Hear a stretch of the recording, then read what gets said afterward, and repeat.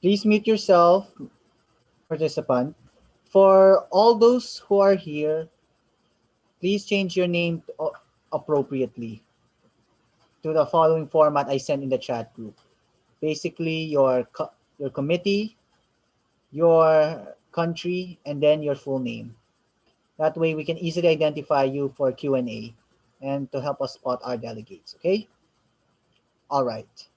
So within the next 6 minutes, we will begin. So take this time to make yourself comfortable because we will begin immediately.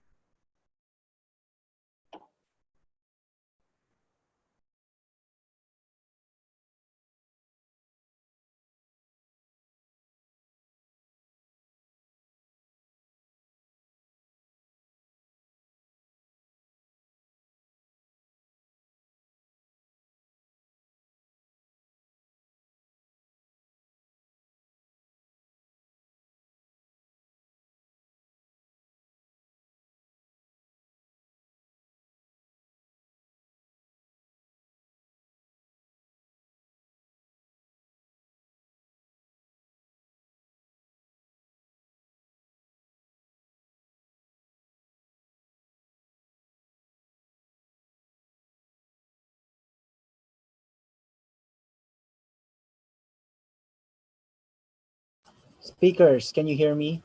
Are you audible? Yes. All right. Yes. All right.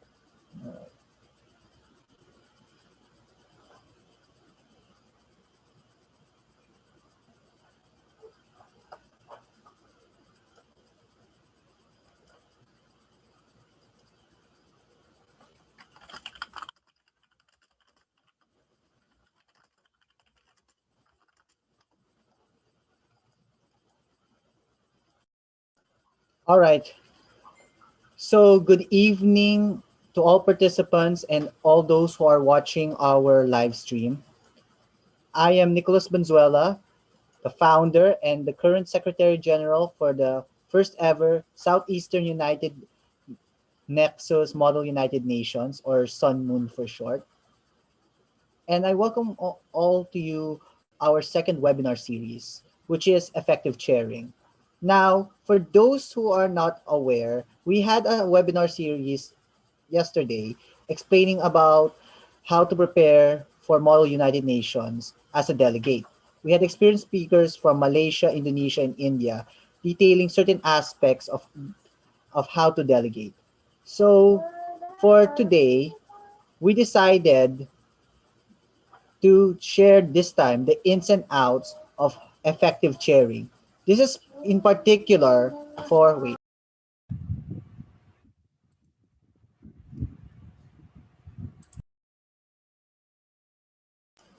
This is for the ins and outs of the days or boards of days.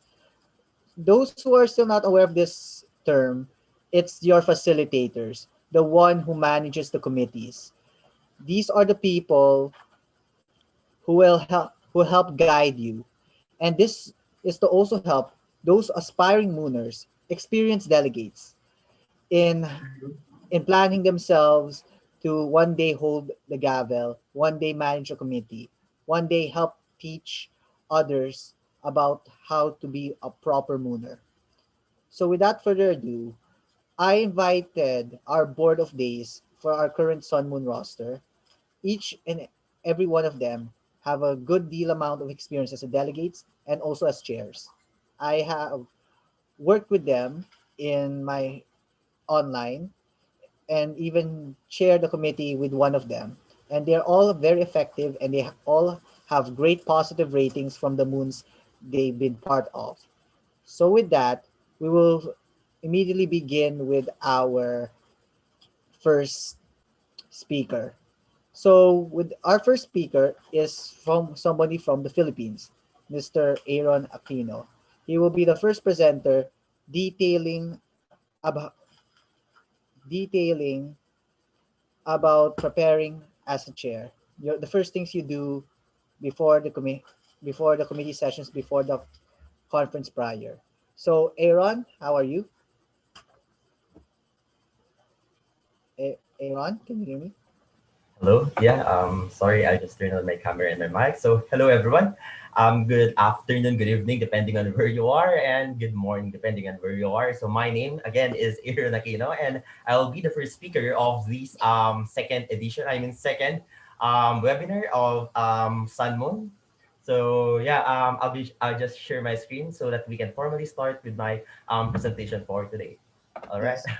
I'm Just sorry. to just to share, Aaron will be detailing much more specifically how to coordinate with your team for maximum efficiency pre-conference and during conference, how to make an excellent study guide, and three, how to encourage beginner mooners to engage in committee sessions. This is also gives you delegates, current delegates, a concept of what will the days do to you during the conference prior, and those who are aspiring to be days, maybe to learn more. Okay. Right. Thanks so much, Mr. Secretary General. So, again, good afternoon, good morning, and good evening, depending on where you are. Just greeting you a good day. So, I hope you're having a great day. So, before anything else, I'll just share my screen for you to see my visual aids for today's webinar. All right. Hope you're seeing my screen. Is my screen visible now, Mr. Secretary General? Yes, it's visible. There's no All right. tabs. All right. Thank you so much. So, to distinguished speakers, Mr. Secretary General and other secretariat, and delegates or and attendees of this SUNMUN webinar, second SUNMUN webinar. Thanks so much for coming. So this is the second webinar session. It's about effective sharing. So before I start, I'll just have a short introduction of myself. My name is Aaron Aquino. I'm a Filipino. I'm civil engineering graduate. Actually, I just graduated today from University of the Philippines, Diliman. And I'm an MU nerd. Actually, this is my 19th Dais experience, sharing experience. This one is my 19th. All right. So here's my flow of presentation for today. So as what the Mr. Secretary General said a while ago, I'll be discussing three, but I'll be having synthesis on the fourth one. So for this first part, I'll be explaining how to maximize efficiency within teams. Basically, we have to explore the world of team coordination, how we can produce effective products or maximum products in our teams or in our projects, especially in the committee. Since all of you, I think most of you, I guess most of you wants to be a chair in the future, and this would really help and for you to chair. And for my first presentation, first point, I'll be discussing team as a general, not being specific with MUN, but I'll be connecting these with sharing experience from time to time. All right, so that you can use it not just in MUN but also in your community groups. also or community organizations. All right. Let's start off. First is how would we in order for us to know how to operate a team, we must always have to understand the definition of a team. So what is a team? So should we only wait a minute. Should we only end the description of a team with a group of individuals? Our team are just group of individuals. Or wait a minute, sorry, give me. All right, thanks so much. Should we only close this to only group of individuals? Or are we enough? Is that enough to consider what a team is? Or is the team have members with same set of skills or ideas? Or are the teams have diverse thoughts or beliefs? So there are different interpretations on how we define a team, but based on my research, this is the main description that I love because I'll explain later. So it's from Washington .edu. So basically, they define a team as a group of people with different skills and different tasks who work together on a common project, service or goal with matching functions and mutual support. So you can see that's why I like this definition because it's a very active definition. What do you mean by active definition? It did not only describe what a team comprises of. It also describes what a team is aiming for and what are the challenges of the team and how to overcome those challenges to reach your common goal. So let's just analyze this one by one through these words, through this set of words. So a team basically is composed of group of people. It's a basic sense. So basically, these group of people have differences, and these differences are the challenges for the teams to reach their common goal. So in order to overcome the impact of these differences, we have to mesh our ideas, our diversity and function, and have mutual support to reach our target, number one target, which is our common goal. So the idea behind this team description is this concept of understanding and appreciating diversity. So we must always understand that a team doesn't all team members do not always agree with each other. So we have to understand and appreciate diversity and leverage on the strengths of each other's teams. So how should we maximize efficiency within teams, especially in our committee in MUNs?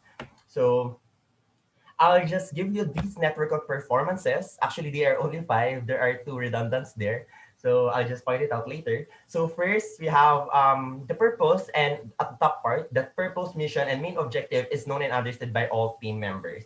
So basically, for example, at the start of your committee, you should orient the delegates. What is this MUN or what this MUN is trying to do, what this committee is trying to achieve. Like you have to establish or you make a clear vision or clear objective of what you are trying to achieve in your committee sessions.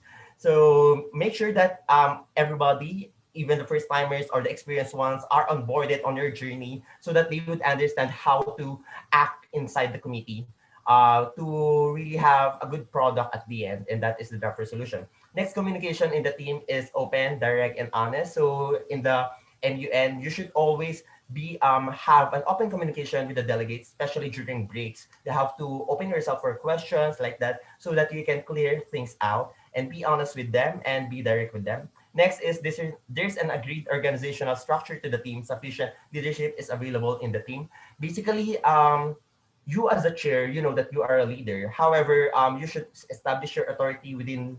You should establish the what kind of authority do you want with the inside the committee? Are you going to be very strict? Are you going to be very loose in the rules of procedure? Actually, it depends on how you envision your team members or your committee members. That's why I'll explain later. But during the start of my committee sessions, normally I open myself for questions to know more about them. Like I ask who are the first timers, how many first timers do we have, so that I know how strict should I be, even though I'm not very strict. And I know some people here know. And next is last is there's a regular review of how well the team's performing towards achieving its purpose. Basically, it happens on the breaks. What I do here is I give general feedbacks or tips or like what's happening, where are we now, or basically at the end of the first day of the conference, what I do with them is to give them some tips or general comments on their mistakes. And yeah, you should regularly review on what's happening within your committee already. All right. So, all right, I just next. So, what are the active actions do we need to make efficient and successful team? Because what I said earlier are just um, general things. I mean, not that specific actions. So, what are the active actions? So I'll be giving you 11. I'll run them quickly. First, everyone has a voice. So basically, you have to seek opinions and input before finalizing decisions or plans. So not just on you, but also when you see some delegates building their own groups or blocks, you have to remind them that, hey, you're a group. You should always consider the opinions, or you should ask inputs from each and every delegate. So the more perspective or lessons you have, the more substantial your draft resolution is. Next is sensitive to the needs of others. I mean, needs of the team. So again, be available to help your teammates or your team members. Open yourself for questions. Next, on-time deliverables. Make sure to follow your schedule, especially on MUN, or like the secretariat give you what do you call this, schedule. So I always keep my schedule, especially during if the MUN only lasts for a day or 2 days. So I'll just if we have time later, I can show you. But basically, I try to in the middle of the committee, I try to review my if I'm already delayed or too early. All right. Next is appreciating input from others. And next is healthy discussion. So as a chair, you are a leader and you are a person. So as a human, we all commit mistakes. So don't be too defensive on ideas. Just be receptive to ideas, opinions, and needs of teammates. Next is non-toxic team members. Do not criticize team members or committee delegates when they are not in present. Next is update every single member. Actually, not every single, but you should update your committees, what's happening and how what changes are we planning to do. Next is clear and precise goals. So I said it earlier. Next is active participation. So when you see that the direction of the committee is already not in the right path, you can have break like that. You should pitch what you guys were going to do. You should give them tips. You should redirect their path, redirect their stabs, and make sure that they're going on the right way. Next is preparedness and punctuality. You should remind all the blocks that because they're arranging meetings, that each delegate should come to meetings prepared. And next is lastly vision magnified, considering the impact of that blocks or teams plans on the rest of the organizations. Like they are created draft resolutions not just for their block but for the whole committee. That's the one thing that you should always remind your delegates, because some delegates are just creating blocks just for their own personal agenda, but always remind them that they're creating these draft resolutions for the whole committee, not just for their block. All right. So before I end my first point, so I just want you to have this think session. So as a human or as a leader, think one leader you always like or admire. What did that leader do and why did you like him or her? Think about the positive qualities of that leader. Maybe most of you, or qualities of that chairperson or that board of Dais, maybe most of you would really want to copy those qualities of that leader. You adore them and want to implement their policies or their qualities in your team members or committee. However, it's good. However, most people have a mistake in this thinking process. When you think of this way, it's not enough. You should always think the other way around. Think of one leader that you did not like. What did that leader do and what did you not like about his or her leadership style? Like the negative things you don't want about that leader. Think about it and have a deep chemicalization on your mind so that you will not be able to implement it on your committees. Sorry, I'm checking my I'm checking my time. All right. All right, that's it. I'll open myself for questions. Actually, we have open forum later, so we can ask questions if you need more clarifications and maximizing efficiency within teams. But due to time constraints, we need to have an overall overview of these points. Next is we're done with maximizing efficiency. Let's proceed to creating an excellent study guide, basically a study guide, a good study guide, and a helpful study guide. Uh, how to initiate ideas for the committee through the study guide. So actually, study guides are one of the most important tasks for chairs. It includes all the necessary um, things, ideas that states all the necessary equipments, requirements expected from the delegates. So you should put right effort for your study guide, reference them, and provide full explanations of the previously and actions with regards to the topic. Basically, it's a starting point for the delegates to research. Basically, it's part. It is the material that cause the delegates to have more research. Basically, the main goal of the study guide is to like tell the delegate, hey, it's your this study guide serves as your starting point, and after reading this study guide, I assure you that you will want to research more. So that's the basic I mean, how to say it, basic goal of the study guide. So in this section, I'll just give you some tips on writing a study guide for a very quick discussion. All right. So we have run through the basic structures of the study guide. So note that structures vary per MUN, but these are the most essential parts, I think, of a study guide. So let's start with the introduction. When we say introductions, we have three types of introductions. Introduction of chair, committee, and topic. For introduction of chair, basically, not all MUNs require this, but in some MUNs that I chaired, basically using our stating your name, your country of origin, and what you're currently doing in your professional or student life is already enough for the delegates to know your self or your credentials. So maybe some MUNs will require you to have personal message or letters to the delegates, which is also okay. So basically, you have to. It is a way in order for you to connect to the delegates, to start connecting with the delegates. They have to know you. Next is introduction to the committee. Basically, this is what the committee is. It states the history of the committee since it was founded. In establishing this section of your study guide, you have to answer the five W's on one page.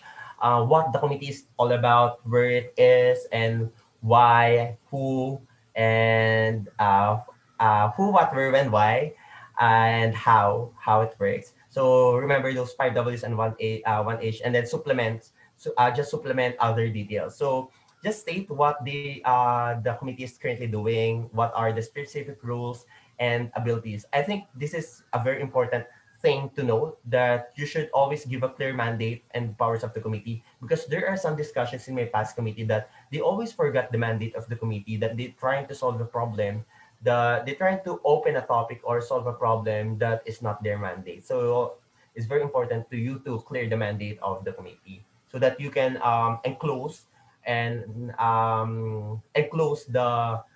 scope of the discussion and not let the delegates beat around the bush. All right. I hope you understand me. Sorry, I'm trying to be fast. Next is the topic. Basically, the top introduction to the topic is serious on how you should you frame your rest of the study guide. How should you want to um, proceed the discussion of the committee? So this section highlights and main ideas and frames the rest of the study guide. So it gives the clear understanding of what is expected from them.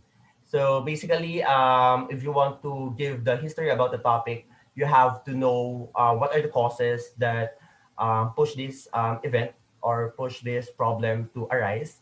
And second is relevant points in the continuation of the issue until the modern times. Basically, the progress of the topic, or like what's happening now and how's the intensity of the topic, like that. All right. So again, as stated in the last paragraph, you can start with like defining with some terms, then having a quick discussion of the cause of the issue, and always give context on what's happening and the reason behind that happening. So why we need this introduction to topic? It's because we have to lay the foundation for the next chapter by defining the most important points and explain the concepts of the topic. Next is current situation. Basically, it's the most important session of the study aid. Here you already consider the progress being taken by international organizations or offices or agencies on the topic, so that your resolutions or your solutions are not redundant with the past past committees. All right, so here you fill the section with numbers, dates, facts, and figures. Basically, you have to give ideas on the progress of the topic, I mean the impact, like that. So you have to elaborate more on the pros and cons on the status quo, and make sure that the different challenges that come from the situations are very clear. So at the end of the section, your main goal is to really encourage the delegate to start researching information relevant to their country's position and the case they will start constructing. So basically, here in the current situation, you give a general overview of what's happening. Then it should make a spark on the delegate to like push them to specify their research on their topic, on their country's position. Next is past actions. So basically, it's somewhat relevant to the current situation, but basically, you have to cite the most important actions taken by the body you are simulating, and the most important resolutions and the most recent resolutions, so that again, it is not repetitive. All right. Um, you should give relevant examples. You should give documents, policies passed, like that, so that here by providing past actions, you'll be able to like limit the scopes also, and give the ideas delegates the give the delegates ideas of what you're trying to say to them. Next is block positions. Actually, this is optional, but one thing that I want to emphasize here is make it general, because I mean uh, uh, when you are required, make it general. Why? Right. I just proceed to the next. Um, because there are some topics that are not very relevant to other to other countries. So basically, what I do when I have these when I'm required to use block positions is to make block positions based on regions. For example, a good way to create the advice blocks is according to regions, such as Western Europe, North Africa, Central America, or Southeast Asia. Another option is basically divide the countries along their interest or cultural lines, like that. Next is questions and resolution as answer. This is my favorite part, I think, because it directs the flow of the committee. And here, actually, your goal here is to make sure that the delegates research the right points, and it helps them guide their country specific research and kickstart their thinking process about ideas for their policies and clauses. Basically, these are set of questions that the delegates must discuss within the committee, and it sets the direction of the committee as well. So you have to really think those questions that really matters and really that are easily understood by the delegates. So the questions a resolution must answer should be used to get the delegate to look for specific information and encourage creative thinking. So the key here, in order to be successful in this part, is to know what type of information you want the delegate to look for, and what to set for offers, what you want, what direction you want the delegate, the committee would lead to. And next is optional reading. Basically, just give optional reading for them to read. Bibliography references, they are very important. Proper references, citations, intersections needed. Basically, you can make this as footnotes or a list at the end as bibliographies. So normally, some MUNs do not require specific citations, but you can use APA, MLA, or freestyle. So what are the do's in writing as study guide? Sorry, I think I'll extend 1 minute. Sorry. I have five. I'll just give them one by one. Next is discuss them quickly.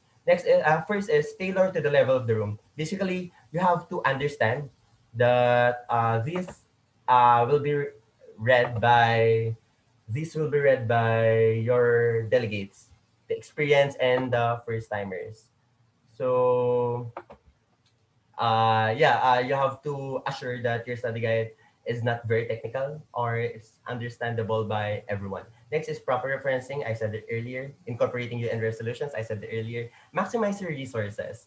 So you have a full range of resources on the internet and choose the most credible ones. So basically UN offices or some NGO reports to give you a more comprehensive picture of the issue. And next is understand the topic. Of course, it's very important for you to understand the topic so that you'll be able to know how to direct your committee. And next is, sorry, some tips. So, sorry. Remember what the study guide is for. Don't give too much information. Its aim is just to kick off the thinking process of the delegates. Next is frame the debate using the study guide. So normally it happens on the questions a resolution must answer on the or on the current situation. Next, be balanced again. You should provide equal knowledge on all countries. So you should not only give too much background on one country, say Afghanistan or like other things, other specific countries, but be balanced. Next is embrace numbers and examples. I said it earlier. Keep it short and simple. Concise and precise is important. And next is conclude with a reminder. This is basically I do this in some MUNs. So basically I give them reminder on what should they do. I give them the links, YouTube links actually, video links on what should they watch to understand the topic. All right. As I end this point, always remember that the study guide only serves as a starting point of the delegates to learn about the topic. Don't give too much information. It's the delegates' responsibility to conduct more researches to gain better knowledge on the topic being discussed. Don't give too much information. Don't give less information, just enough information. I think you know how it should be done. And yeah, so that's my second point. My third point is how to deal with beginning MUNers, mooners. I mean, those beginning their journeys in our first timers. How to encourage the newbies to participate, to actively participate in the committee sessions. This is my favorite point actually, since I have a very soft heart in first timers. People here know that. I have very soft heart in the first timers.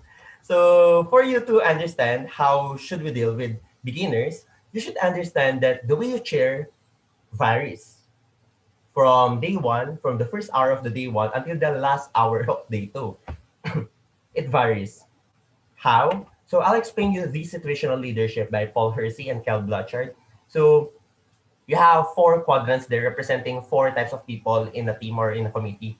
So at the upper right is the enthusiastic beginners. So basically they have low competence and high commitment. So sorry, they really want to participate. However, they feel that they have low competence. So I'll show you later how to deal with it. Next is disillusioned learner. They have variable competence and low commitment, capable but cautious, high competence, variable commitment, and self-reliant. That's a self-reliant achiever, high competence, and high commitment. Basically, the flow is from this to this. Actually, in every MUNs that I chair, this is my aim, that every enthusiastic beginner, I will transform them to be a self-reliant achiever. And so that in the next MUN, they'll be able to perform better.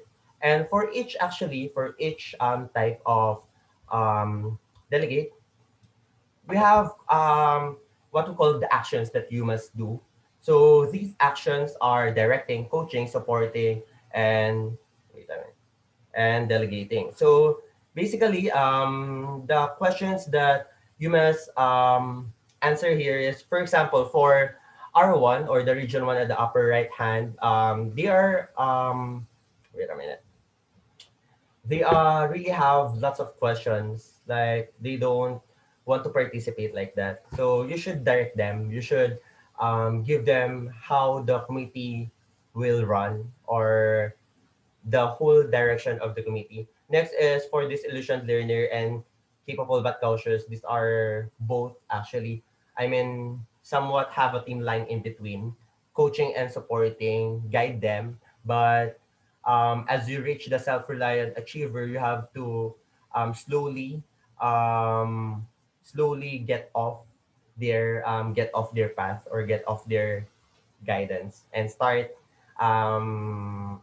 like believing that they can do it. So as I said, this is just an overview, but if you find it interesting, you can research it. Situational leadership, Paul Hersey and Ken Blanchard.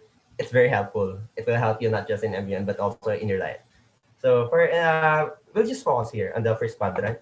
So our questions is how to encourage beginners to be active in the committee. First is again, have clear objective. Explain the specific purpose of the committee. The questions that you must answer here is what steps do the committee need to take to achieve the objective? What is expected from each delegate? Like how would the committee run? And what the process or what are the contents of each session. So I think you may find it ridiculous, but I do this. I do this basically in my committees. Like I said, okay, we have general speakers list and moderated caucus. Basically, general speakers list, you have to speak more about general things, and moderated caucus about specific things. General, for example, we have a general topic on science. On moderated caucus, we have to, our aim there is to specify the topic like chemistry, biology, physics, like that. So I do that. I do that. Especially during breaks, I'm a spoon feeding chair. So especially at the first set of sessions, I do this for to assure that everybody's onboarded, like everybody understands what's currently happening. Next is opening the committee. I told it a while ago that I always open the committee by opening myself first to questions to clear things out. And the questions that you must answer is the delegate committee. Sorry. All right. The questions you must answer is don't mind the below is how should I deal with the incompetence of the first timers or unawareness of the first timers with regards to the rule of procedures on MUN. So you should always open yourself for questions because based on my experience, when I already open my self for questions, then I give the gossip box. I receive feedbacks from them that it's a very effective thing because it helps the community lighten up the mood, and it helps the first timers because the first timers are beginners, and when they stand there in front of the laptop or in front of their computers, they are nervous inside. So when the chairperson open themselves for questions, at least they will know that they have someone to talk with when they have problems, or they have someone to approach to when they need to ask questions. All right. So it helps you and the committee actually when you open yourself for questions at the start of the committee. Next is spread positivity. Actually, people here, I mean, my friends here, call me Baymax because it's my aura, they said. But yeah, I think I'll take it as a compliment because I always love to spread positivity. By spreading positivity, lighten up the mood of the committee. So the questions you must answer the questions that you must answer here is to whom do the delegates should go if they have concerns. So if you spread positivity, they would not be afraid to ask you a question. Next is are the chairpersons approachable enough? And is the floor conducive to speaking, especially for beginners? So again, non-toxic discussion. So basically, what I do, for example, a first timer committed a mistake, especially in the rules of procedure, I let it pass. But if needed, immediately I tell them what's wrong. But normally, if it is a light mistake, during breaks, I give a general feedback, not stating the delegate who made the mistake, but a general feedback to everyone that these mistakes should not be done again. For example, use of personal pronouns is very common. All right, I think my time is running. All right, Maria, you miss me, Maria. Wait. Yeah. All Um, right. wait, sorry, I just have few more. Sorry. Mhm. Next is healthy committee make sure that there's no space for committee in for embarrassment. So as I said earlier, don't embarrass speak as those who are speaking because it frightens the delegates. And as I end this point, you should know that you should. I want you guys to remember this. As a chairperson, it is a must for you to be sensitive to the needs of every single member of your committee, especially to the first timers. Put yourself on their shoes and think how they think and how would they feel the start. Everyone's having their nerve cracking like that. So you have to loosen them up so that they can speak, or you should encourage them to speak. And as a chairperson, it is your responsibility to set the platform even during the committee sessions. And lastly, I think this is just 1 minute synthesis. Basically, for my synthesis, do's and don'ts of a good chairperson based on my previous submissions, or I mean, previous discussions. So, good chairpersons make all members feel valued, and a bad chairperson talks too much. Good chairperson strive for consensus, and a bad chairperson makes all the decisions. Good chairperson listens to others, while bad chairperson only allows one or two persons to dominate. Good chairperson encourages new faces into the committee, and a bad chairperson cut people out of discussions. Good chairperson plans for the future, and bad chairperson allows meetings to become unproductive. Good chairperson make new members feel welcome, and bad chairperson make people feel foolish or useless, which is what we don't want to happen. Next, good chairperson is allow others to take responsibility, and bad chairperson force people to contribute to discussions. Good chairperson keep calm and know when to stand out, and bad chairperson lose his temper or her temper and stay too long. So as I end, I know you are seeing this bulb. So why this bulb? Why this bulb with pencil? Because in this webinar, I know you gain a lot of insight, and you will gain a lot of insight, especially to the succeeding speakers. But always remember that the flow of knowledge doesn't end here. Put your knowledge into actions. Apply this knowledge, and by application, applying this knowledge, you'll be able to teach other people today. People in your area, and this stems out to other people also in other areas. So, and gradually, you can spread these learnings into a greater area. So, the bulb there represents the learnings, and the pencil there is writing, putting into actions. So, I think that ends my presentation. Again, my name is Aaron Aquino, and see you on December. I'll be the head chairperson of UNCND for SUNMUN 2020, and my contact details are below for your future references. Thank you so much. All right. Thank you for that, Aaron. So now, most of your Q&A session has been taken up due to your presentation, but we have 3 minutes. With that, any delegate or anyone in the audience wants to ask a question, feel free to ask now by raising your hands or through the chat right now. Okay, let me check. Okay, we have one. All right. From our audience. So you've mentioned earlier that you just graduated from civil engineering. For those who are new in Moon, what can you say to those who think that Moon is just for those who are studying political science, law, etc.? All right. I think thank you for that question, for relaying that question, Mr. Secretary General. So yeah, I'm a graduate of engineering, civil engineering. Basically, on the start of my MUN journey, I felt that it wasn't for me.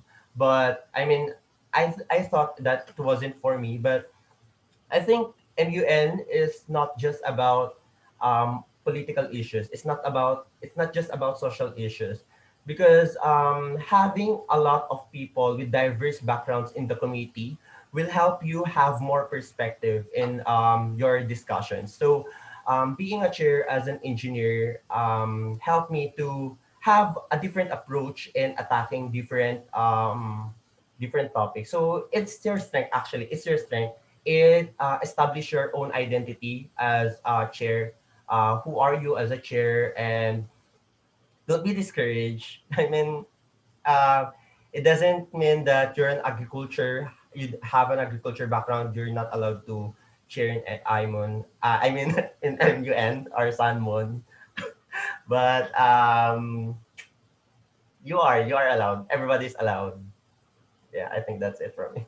All right, we can entertain one more question. Who will entertain? All right, Maria. All right, thank you very much, Mr. Secretary General. So I have a question in regards to your presentation. So the main topic of our presentation is about maximum efficiency, correct? Yes. So you have explained very thoroughly and elaborately in regards to how to maximize the efficiency between the board of Dais and the delegates. But my question is actually I have a question in regards to how to actually maximize the efficiency between the board of Dais. So as we noticed, a chair rarely do their moderating or chairing by themselves. So how to actually maximize this coordination between the board of Dais? All right, thank you for that question, Ms. Maria. So actually, when you are in the board of Dais, you two are a team. So it's very the presentations or the discussions that I made earlier are somewhat relevant, especially when for some points for some points. So wait, I'll just go back to my slide. So there are some active actions that I do. For example, most important I think is communication should be direct, honest, and should be open, especially to your board of directors. Oh, sorry, did I live? To your board of directors because when you're don't sugarcoat too much. I mean, the committee or what you're planning to do in the committee is for the betterment of the committee. So you're applying your makeup. Sorry, I'm distracted. All right. Yeah, I have open communications with your co-board of Dias. Always listen to him or her and be receptive to ideas. Don't always say that what you're doing, even though you have 19 or 20 experience and your co-chair only had two, it doesn't mean that you are always correct. So you should always be receptive to ideas and you should always analyze those ideas and do not close yourself for those thoughts. And yeah, just have communications. So what I do basically before I mean Maria doing it before before we chair is to have call. Basically for my co-chair, we usually have quick discussions about ourselves, then to loosen up things between us, then talk about the committee and how we're going to um, what direction we want for the committee. Set the committee direction as one, not as individuals. Okay, thank you for that, Aaron. All right, there seems to be more questions, but right now we have to proceed to the next speakers. Those who want to ask Aaron questions, wait until the open forum where you can ask as much questions as you can. Okay. So with that, we'll need to proceed to our second speaker, and it's none other than Maria Vanessa, the, from Indonesia. A bit of background about her. Maria and me shared in our first online moon together in International Moon, and she showed herself to be one of a very good in feedbacks and when it comes to monitoring the delegates, and she grew from there as being one of the veteran chairs of iMoon alongside me. So with that, Maria will be presenting about best methods in metrics in grading delegates for awards, then handling power delegates and competitive committees, and third, how to make your committee sessions more memorable and fun by the end of the final session, which is something Maria specifically excels at. Okay, so Maria, you may now take the podium. You may now present. All right, thank you so much, Nicholas. Before I start sharing my presentation, there's something that I'd like to make. Right, so I think Nicholas is sugarcoating a bit when he said that it is what Maria did the best, because I have to say that so many other chairs, well, actually make a company more memorable than I do. So with that being said, before proceeding with the next session, I would like to make this presentation memorable, not only for me, but hopefully for all of you. So for all the secretariat who are actively participating and can see me on this Zoom platform, kindly turn on a camera. I can see so many UNHCR delegates. So for your information, I'm going to head chair UNHCR. So I'm very proud to see that so many of my delegates actually come here. But no shaming, delegate of UNCND, and no shaming for delegate of prices, right? Delegates of UNHCR, kindly turn on your camera. I want to play something before I proceed with my presentation. I want to make this memorable, especially for me at least. Right, hi, delegate DR Congo, nice smile. Delegate of Lebanon had been turning on and off the camera for a while, right? Delegate of Sweden. Oh, Delegate of Sweden is wearing full attire, actually wearing blazer, but at least it's more formal than what I wore today. Here's your finance, right? UNCND Romania, nice one, right? Delegate of Ethiopia, Bulgaria from UNCND, UNHCR Venezuela, and I don't know who this is, but Matthew, right? Venezuela. Thank you for joining us. Okay, so with that being said, before I proceed with this presentation, I would like to play some games because, right, a little bit about me. If previously Nicholas had already explained to you of my MUN experiences, then I'm going to introduce myself in a bit of a more approachable side, all right? So I'm active on TikTok, so you might want to see me more on my TikTok instead of Instagram or other platforms. Well, to be honest with you, I'm not very active on any other platforms compared to TikTok. So if you want to reach me, then do not hesitate to follow my TikTok. It's on Maria5792 Vanessa. All right. For those watching on Facebook, don't forget to install TikTok as well. Because I'm a TikTok person, I usually play this on TikTok as well, right? So we play using our fingers. I'm going to read some categories and you have to put your finger down if one category had been satisfied. All right. So for example, if I said, all right, I'm active on TikTok. If you feel you're active on TikTok, put one finger down. I have more than 2 followers on TikTok. Put your finger down. All right. That is only for example, all right?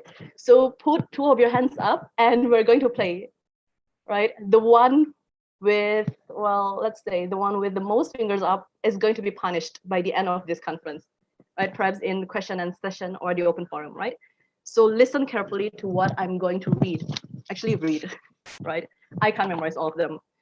So put your finger down if this is not your first MUN. Put your finger down if this is not your first MUN, whether it is going to be secretariat, delegates, chair, etc. Put your finger down if this is not your first MUN, right? Okay, I don't see any first timers here. Nicholas, put your finger down. All right, next one. Put your finger down if you attend yesterday's webinar. Sorry, I don't come, so I don't put my finger down.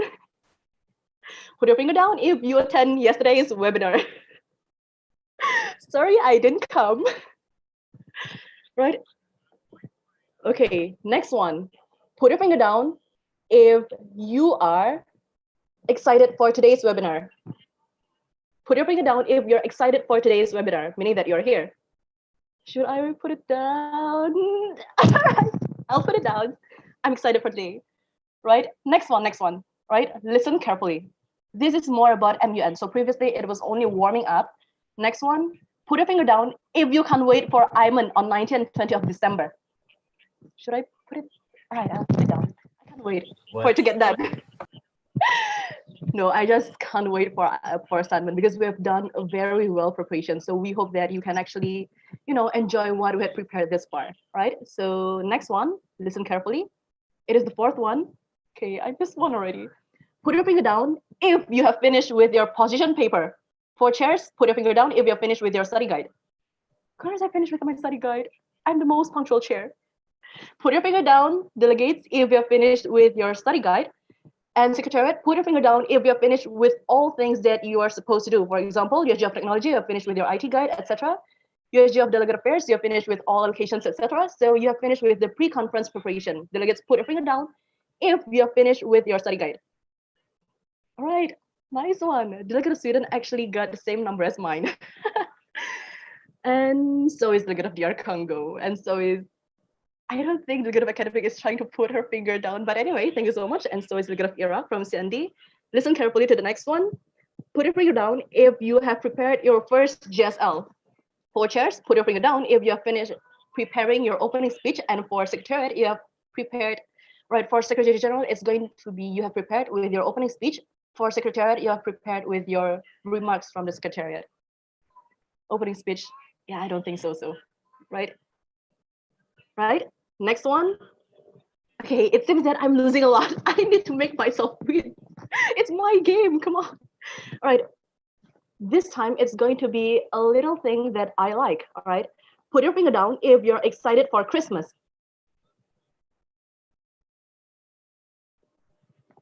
Yay, 1 hands down, right? So next one, put your finger down All right, this one, it's going to be related to MUN again. All right, I have lost a lot. Put your finger down if you have started lobbying your fellow delegates. If you have started contacted your fellow delegates in the group. You're already in group, correct? I put my finger down. I have been contacted by some of the delegates. All right. It's embarrassing. Come on, why still four? Last one. Put your finger down if you're thankful for SUNMUN and you consider this as a Christmas gift. All right. Thank you so much, guys, for joining this game. Let me take a screenshot first. Right. So I think Aaron wins it. Oh no, US Job Technology actually wins it by having only one hand raised. Okay, with that being said, let me take a screenshot first. Nice one. Right, thank you so much, Delegate Secretariat. So at this point in time, I'm going to officially begin with my presentation. So first thing first, right? I hope that you keep your camera turned on so that I can see your participation, because, well, Aaron did it like, technically his presentation is very good, but let me tell you something, I'm not going to make an aesthetic presentation, so I'm just going to make it depending on what I am. So I'm just a simple tea lover. Actually, this is not tea, but as you can see, there's a leaf, so you can consider this a tea, all right? So previously, you have been briefed about all pre-conference preparation, such as how to maximize the efficiency between co-delegates and how to prepare a good study guide, as well as how to encourage first-timers if you actually plan on becoming a board of Dais in the future. So in my presentation, I'm going to focus more about grading methods and rubric, handling powerful delegates and competitive committees, as well as how to make the COMSES memorable, right? It's not going to take much time, but I still wish for you to pay attention to this, all right?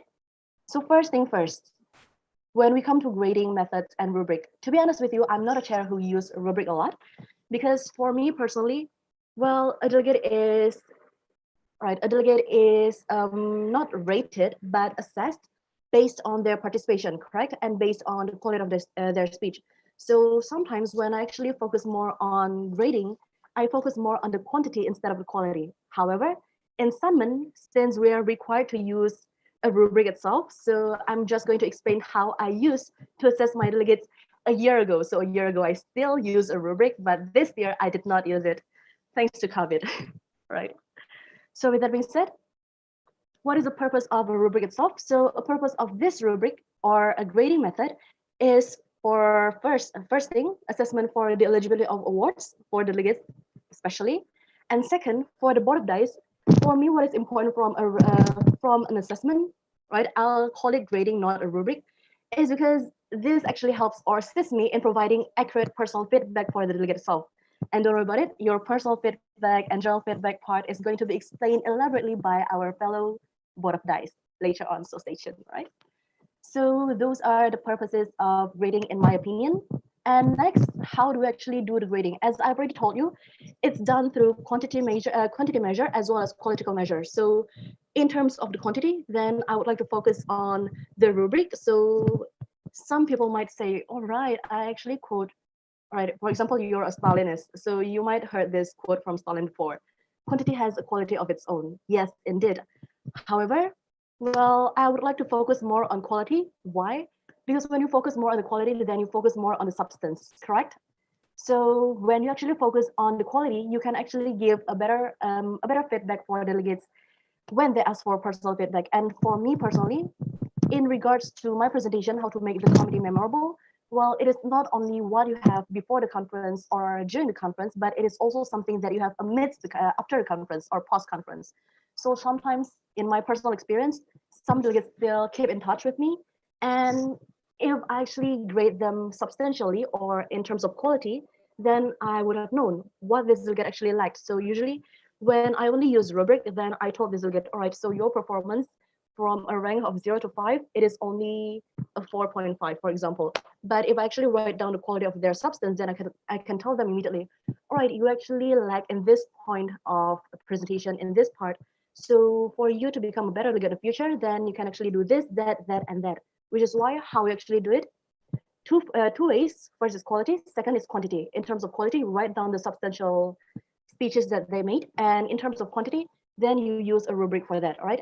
And the use of rubric is as equivalent important, is equivalently important. So if you have listened to me this far, you might feel like, all right, she is boasting about quality point of view. So what about quantity? All right. So sometimes when the committee is becoming too competitive, or yeah, not too competitive, but everybody got equal chances, opportunities to speak. And usually this happens in a big committee, as in not a big committee, as in a big topic, but we have a big number of committee, correct? So usually this quantity method of grading or rubric will come in handy when you actually have a large number of committees, which is why you might want to incorporate both, especially in SUNMUN, even though this is not as much as having 100 delegates. But I believe that the substantial quality will, suffice, that not only that it will suffice, but it will exceed our expectation, because this had been very well prepared compared to other online conferences that we had during this pandemic session, right? No shady. I'm not trying to throw any shade, but you understand it. And next, awards eligibility. So one of the purpose of grading is, of course, to determine the awards eligibility. So let me tell you something for the awards. Actually, in the rubric that SUNMUN is going to utilize, it is not limited to only these three, but for me personally, I will only introduce you to these three awards eligibility criteria. So first one is technicality. Okay, so in case that you're wondering why I did not stare at you in front of the camera, so here's my webcam and here is your faces. So I want to look at your faces who are paying attention to my presentation, all right? Right, so first thing is the technicality. So about technicality, it consists of your decorum. So first of all, you have to understand the ROP. And second is your diplomacy. And for diplomacy, I can actually rant about a lot of things. It could be your manner, it could be your speech, it could be your leadership, etc. And when we're talking about technicality, basically, I want you to focus on how to actually appropriately interrupt or start a speech in the conference. So when I'm talking about decorum, that means that you understand the ROP, you understand which point you're going to use later on during the conference or committee session, right? So when you're a chair, you will definitely appreciate a decorum, which is why technicality is one eligibility for awards. And second, when we're talking about diplomacy, manner, speech. So when you're talking about speech, well, usually a board of Dais in offline conferences, especially, they will focus on how this delegate is trying to relay the content of their speech. So it is not merely reading out what you have on your paper, right? So for example, you've already done a research and you have already put it on a piece of paper and then you read it out for your delegates to listen, right? So that is not, right, that won't give you a good assessment on your technicality points, right? So try to make a presentation, even though you are given limited time. Well, make sure that you are trying to convey the point idea concisely to your fellow delegates, because you don't have a Dais to impress. You have fellow delegates to coordinate with, right? Quote of the day. And next one, the substantial quality. So when it's about substance, then I only have two major points in determining the substance. First one is your analytical research, and second one is the relevance of your speeches, right? So regarding substantial quality, first one is analytical research. So since I also hail from debate background when I was in high school, well, analysis is definitely important. And what actually contributes the most to analysis is the background of your argument, right?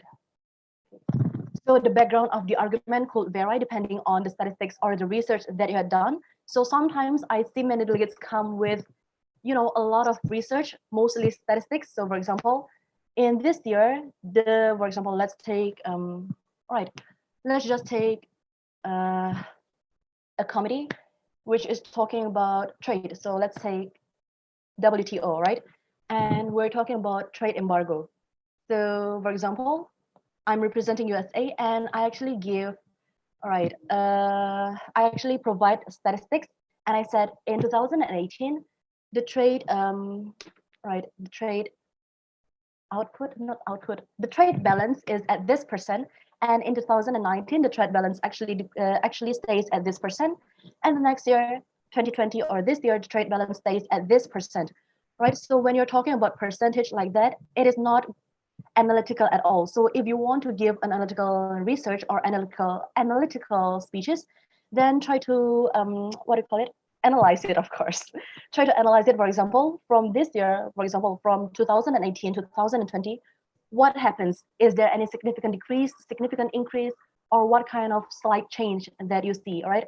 So you analyze those statistics into one concise sentences so that your delegates actually understand better, rather than writing down, right, in this year, USA, oh, this percent, in that year, USA, that percent, right? So that is the first part. And second part regarding substantial quality, it is about the relevance of your speeches. So in regards of the relevance, I have 2 points to be made. So first is relevance to topic, meaning that the general topic that you're discussing about. So just from today's experience, right, in the ambient that I was sharing today, we're talking about ensuring quality education for children. Note that quality education for children. However, some delegates actually focus more on focusing the quality education, equal access to education for men and women, right? So in your opinion, does that actually still make any relevance? For me, well, we're talking about quality education for children. So when you actually expand your spectrum to equal access of education for men and women, the idea actually, the topic actually got broadened up, and it is going to be hard for you to focus on the general idea, right?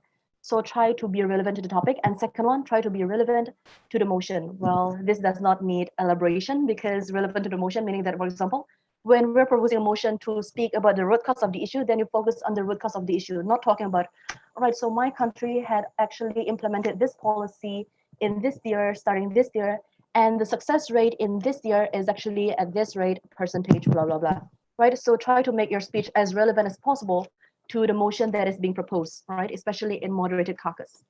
And next, it is regarding still about substantial quality and still about relevance. It is about how you actually build up to each other's, how one delegate actually build up to each other's speeches. So usually we see a lot of delegates who come to the conference to impress the Dais, not to, not to endorse their solutions and to accommodate the interests of all delegates. So how do we actually accommodate the interests of all delegates? First of all, well, just like what the previous presentation had already told you, try to focus not only in your personal interest, but also in everybody's interest. So try to listen to what points they try to make. And if their points not coincidentally, have any relevance or similarities with yours, then you can second that delegate and build up from that delegate speech, right? So try to build up to each other's speeches. Even though that delegate is not seconding the point that you're trying to make, even though that delegate is speaking, all right, gibberish, well, you can actually build up to that delegate speech by saying, for example, however, we would like for this delegate to focus more on this part of the debate due to blah, blah, blah, blah, blah, etc., right?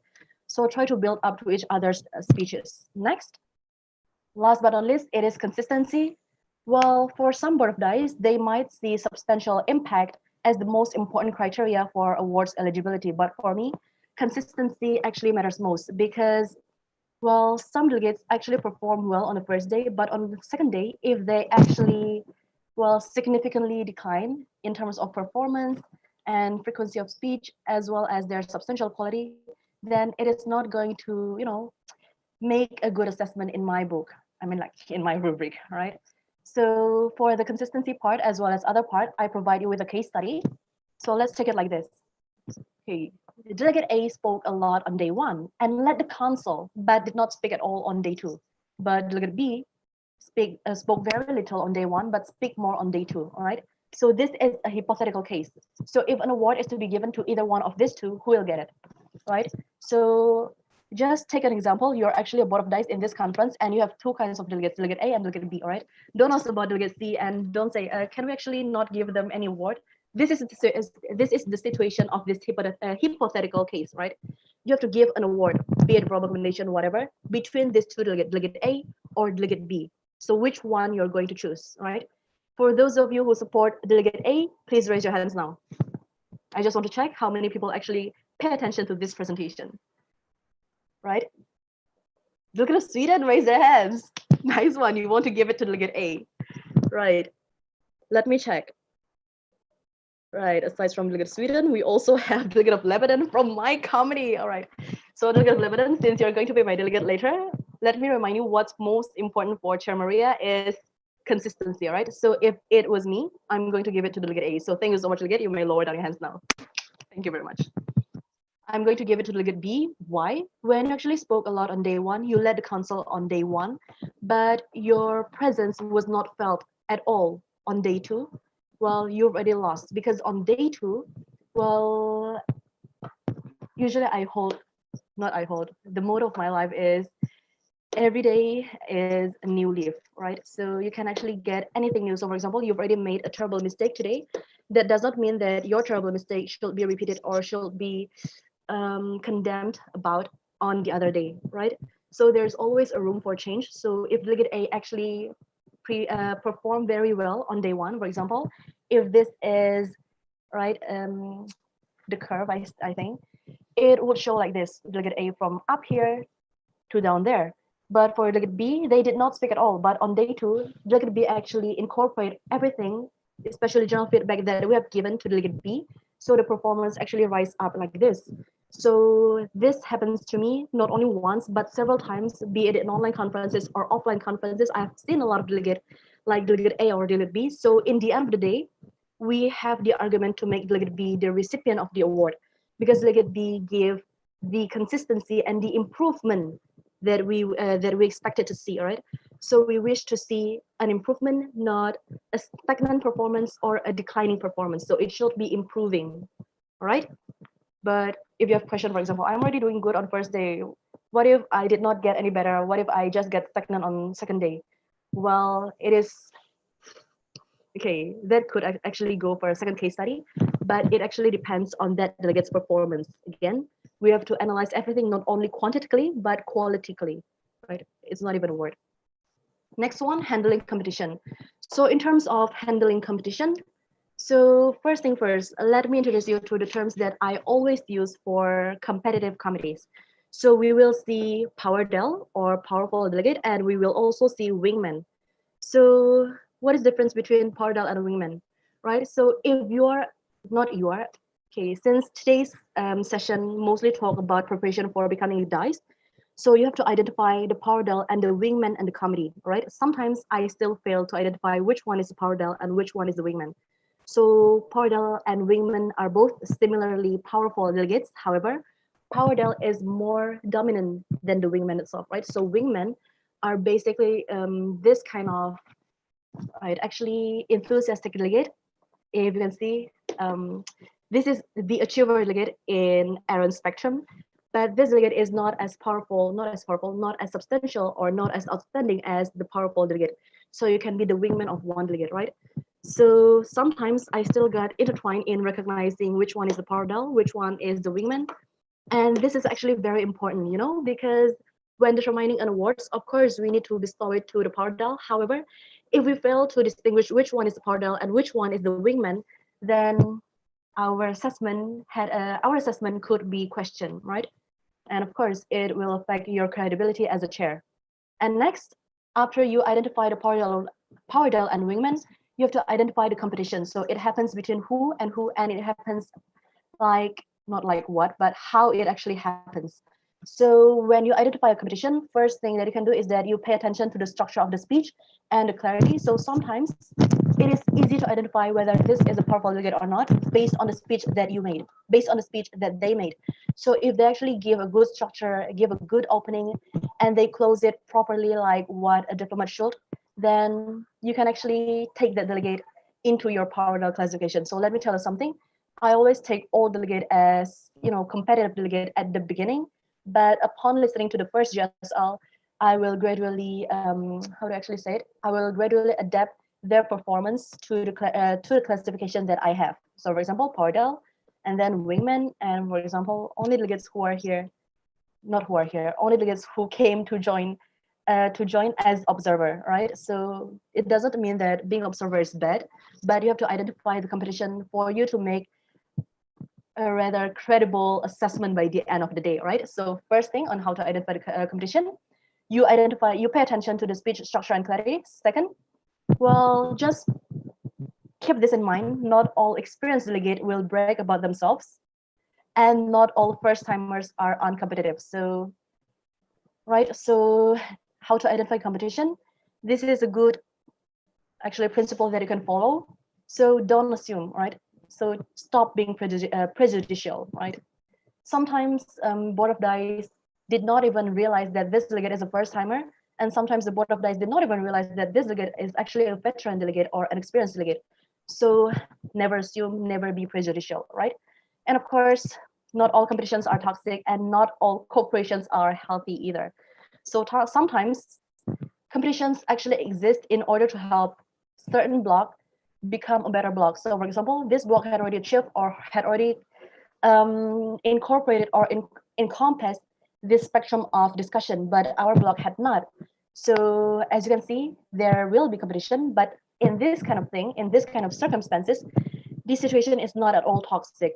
However, when you're talking about cooperation, not all of them are also healthy either, right? Because in terms of some competition, in terms of some cooperation, sometimes when you come into a cooperation with a fellow, let's say, a fellow block leaders who cannot support each other, so they only want the spotlight and be the main attention of the board of dice, it is not going to be healthy anymore, right? So my point in how to identify the competition, don't assume. Next one, points to consider. So what to consider when aligning with powerful delegates and looking for wingmen, right?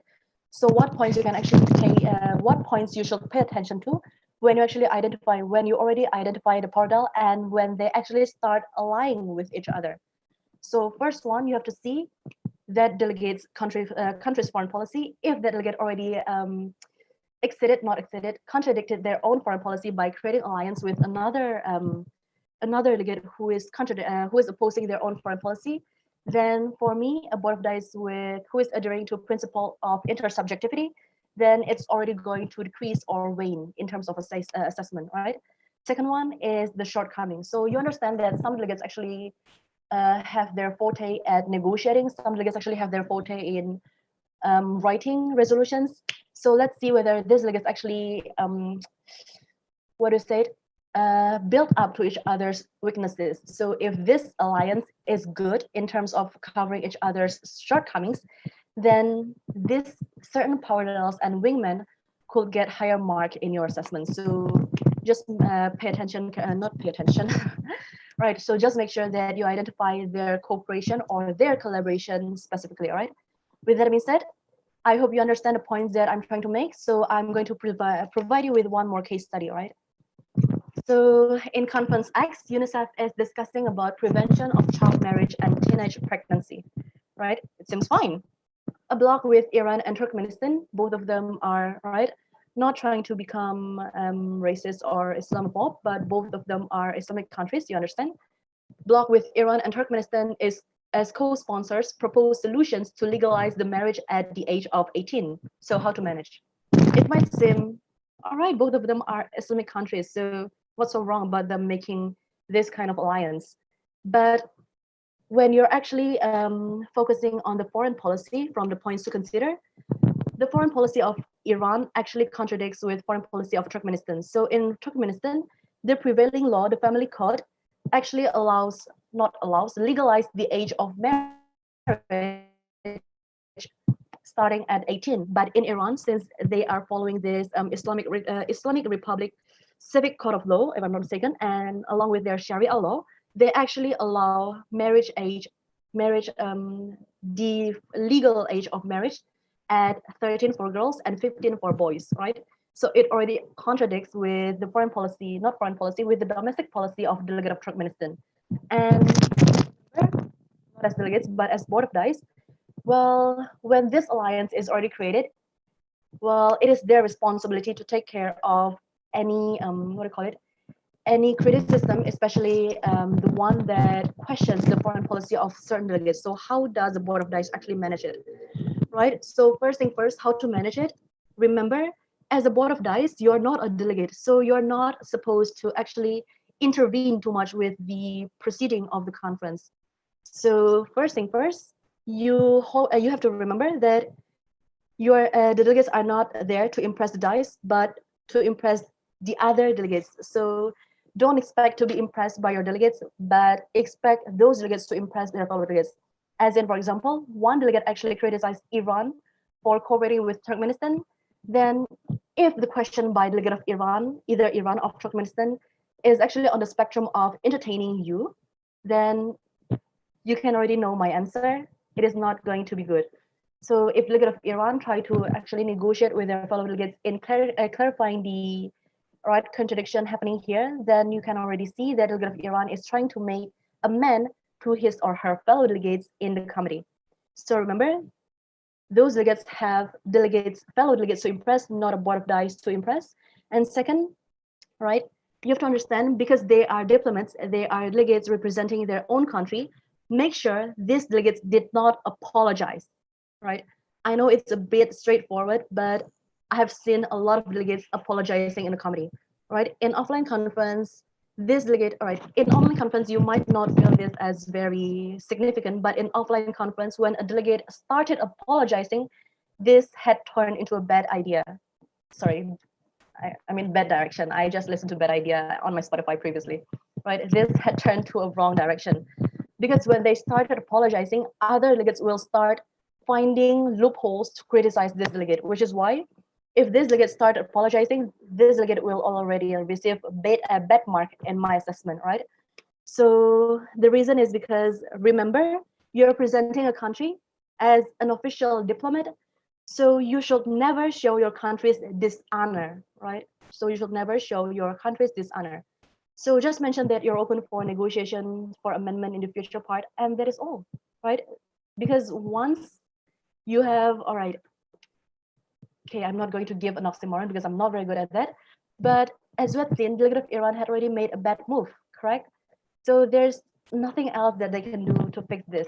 Even if they want to divide the block, well, it will depend on the advancement of the debate. Sometimes it is not possible due to time limit. However, as the board of Dais, you also have to be very, what do you call it? You have to be very adaptive with the situation happening in this committee, right? Okay, so last but not least, how to make the ComSes memorable. Okay, how to make the ComSes memorable. It's going to be very short since I'm running out of time as well. So I always believe that a committee session, especially an MUN, is a combination of personal and professional attitude. So when it comes to professionalism, you have to respect the board of Dais in the committee, as well as respecting your fellow distinguished delegates, because you don't want your sovereignty to be breached by another delegate, correct? So you have to maintain this professionalism. However, when we're talking about personal approach to this MUN, it means that you have to understand of what this delegate is facing. So sometimes a delegate still come to me by saying, I'm not feeling very well today. So you have to understand that instead of saying, right, if you don't come today, you will not receive your certificate, right? So there is a role of personal and professional attitude or approach in a conference. And aside from that, it is also the responsibility of not only the board of Dais, but the fellow delegates. So try to make it an individual and group unit of approach. So when you're talking about individual, you yourself have to start it, because your board of Dais is not the sole responsible actor to make the committee memorable, but the whole committee have to be there to make it memorable, right? So if you're questioning, why should I make it memorable? I mean, like, I'm not going to meet them anytime soon, right? Well, to be honest with you, why should you make it memorable? As before, I need to go with personal and professional approach.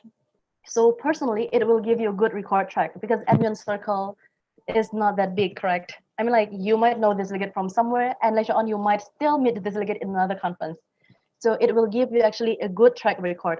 Although I always say that there's a new leaf for every new conferences, sometimes other delegates might still have stereotype of, oh, this delegate actually performed well in terms of substantial quality, etc. So you already have that good track record personally. And professionally, it is good for referencing. So you might do well not you might do well, but sometimes you might be referred by your fellow delegates to join this occasion. So thanks to MUN, I actually got referred to a lot of opportunities, especially in giving this kind of session, even though you already understand that I'm not very good with this kind of presentation, right? So last tips from me on how to make it wrapped up but not forgotten is 3B, right? So I understand some people who join Pageant, they might see or know 3B as beauty, brain, and behavior. But for us who join MUN and who are enthusiastic about MUN, the 3B for me are: first, brain; second, behavior, your behavior, especially what you did amidst the conference and what you did post-conference, right? So did you still keep in touch with your fellow delegates? And third one is befriending everyone. So always stay positive and always befriend everyone. So not all of them might seem, might not not every one of them might warm up to you at the beginning, because we can never understand people's personalities. So if you wish to befriend them, then you need to take time, right? So the 3B: brain, behavior, and befriend everyone. Okay, so keep that in mind. And let me show you what 3B means to me in picture. So this is an example of the 3B that we had. I still keep in contact with some delegates from this conference. And if you pay attention carefully, well, this is a committee where the previous speaker, Chair Aaron, and I chaired together in. So as you can see, I hope that UNHCR, you're going to have me as your chair, and UNCND, you're going to have Aaron Aquino as your chair, and Crisis, I'm not going to give any mention to that because that's going to be very catastrophic. Well, I would like to tell you, for delegates who joined today, don't forget to keep the 3B on D-Day: brain, behavior, befriend everyone, and I wish to make the conference as memorable as what I show you on this screen, right? So with that being said, I'm going to close with a quote that I almost always tell my delegates, almost always, right? So Disneyland is no Disneyland where you pay and enjoy the ride. It is a gunless battleground, so pack your ammo of diplomacy and watch your back in case you will be backstabbed, right? So with that being said, I will close my presentation and open the floor for questions. So delegate, if you wish to ask me any questions, Maria, kindly raise your hand. Maria, so unfortunately, your time has completely elapsed, even the Q&A. I'm so sorry about it. Oh, Right. don't worry. We have an open forum. Those delegates wishing to ask Maria questions, just wait till the last speaker ends, okay? All those Okay, who wants to ask their questions in advance, please forward to the Secretary Generals. We will consolidate it, okay? With that, Thank you thank so you, much. Maria, again for your wonderful speech. It was quite entertaining. All right. So with that, we will now head to our last speaker. Is Miss Anupa Pachadhuri from India. With a background from her, she has done several crisis committees and has been an organizer and is a good debater in her own right. So, Miss Anupa, you may now present. Thank you. Thank you so much, Nicholas. I love how Maria ended on a note which said, I will not go to the crisis committees because that's just going to be catastrophic. And that is exactly what I'm going to be talking about today mostly. A bit about me. So I am pursuing my undergraduate studies at Delhi University. And the two speakers before me, Aaron and Maria, they have gone over the general advice and effective tips over chairing so sufficiently, more than sufficiently, which gives me the advantage and the liberty to make my presentation really quick and concise. So we'll just get right on to it. Just a minute.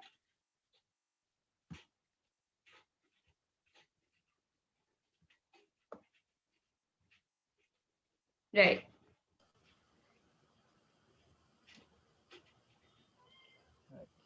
Just to make sure, Yeah. for the delegates here, Ms. Anupa will be discussing about how to manage specialized committees, how to give excellent general and personal feedback to delegates, and, and how to handle problematic delegates who complained with awards or caused trouble within committee sessions. This is what she will cover. Also, for those who are wondering where is Miss Ramsha, unfortunately, she cannot come due to dentist appointment. So Miss Anupa will take over her roles. Okay, Miss Anupa, you can continue. Thank you so much, Nicholas. So like Nicholas said, the reason I will be talking about crisis and specialized committees, not only because these are the committees I have most experience with, also because this SUNMUN, I will be chairing the Chinese Politburo under the Joint Crisis Committees. And like he said, Ramsha, who's not here today, she will be chairing the East Turkestan Liberation Alliance, right? So for all delegates from these committees present here. What will we be discussing today? So we'll be discussing specialized committees in general, right? What these committees are, how to manage these such a committee, and everything under such a spectrum. Feedback, both general and personal feedback, which I think is the most important part of both as a Dais member and as a delegate, which also has already been touched upon by Aaron and Maria. So I am thankful for that. So I can have the liberty of being very quick with that, since delegates already have an idea of it here. And dealing with delegates post-committee, right, when they come to you with their grievances and their dissatisfactions. So we'll be going over these.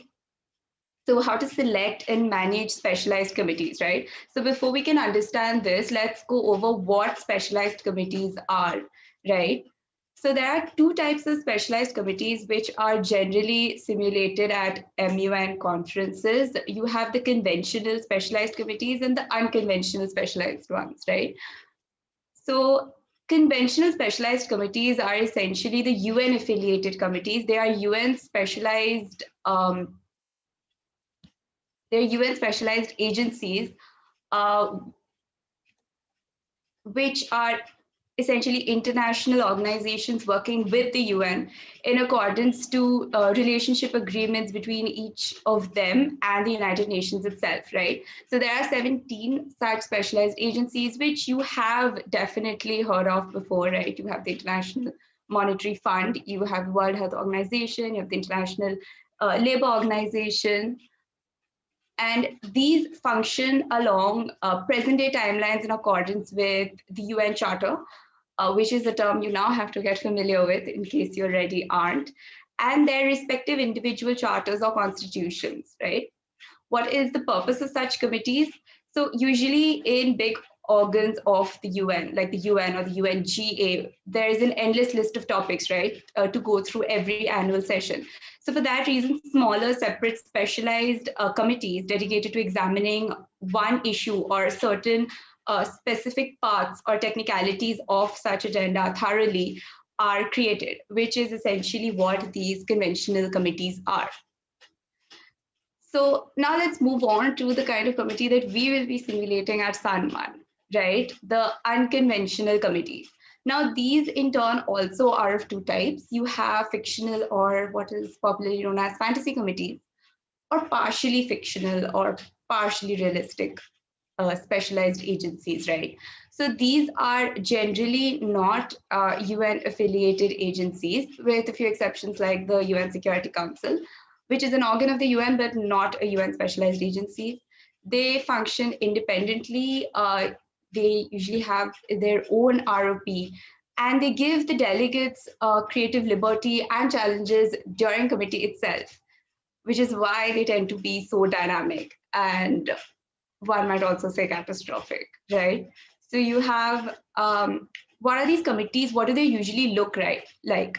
So these fictional committees can range from being as fantasized as the Harry Potter Ministry of Magic, or historic crisis committees like King Arthur's Council of Knights, as you can see here, futuristic security councils discussing the Third World War, a cabinet with heads of terrorist organizations from all over the world. So they can be of any such type, right? And that is the range of such committees.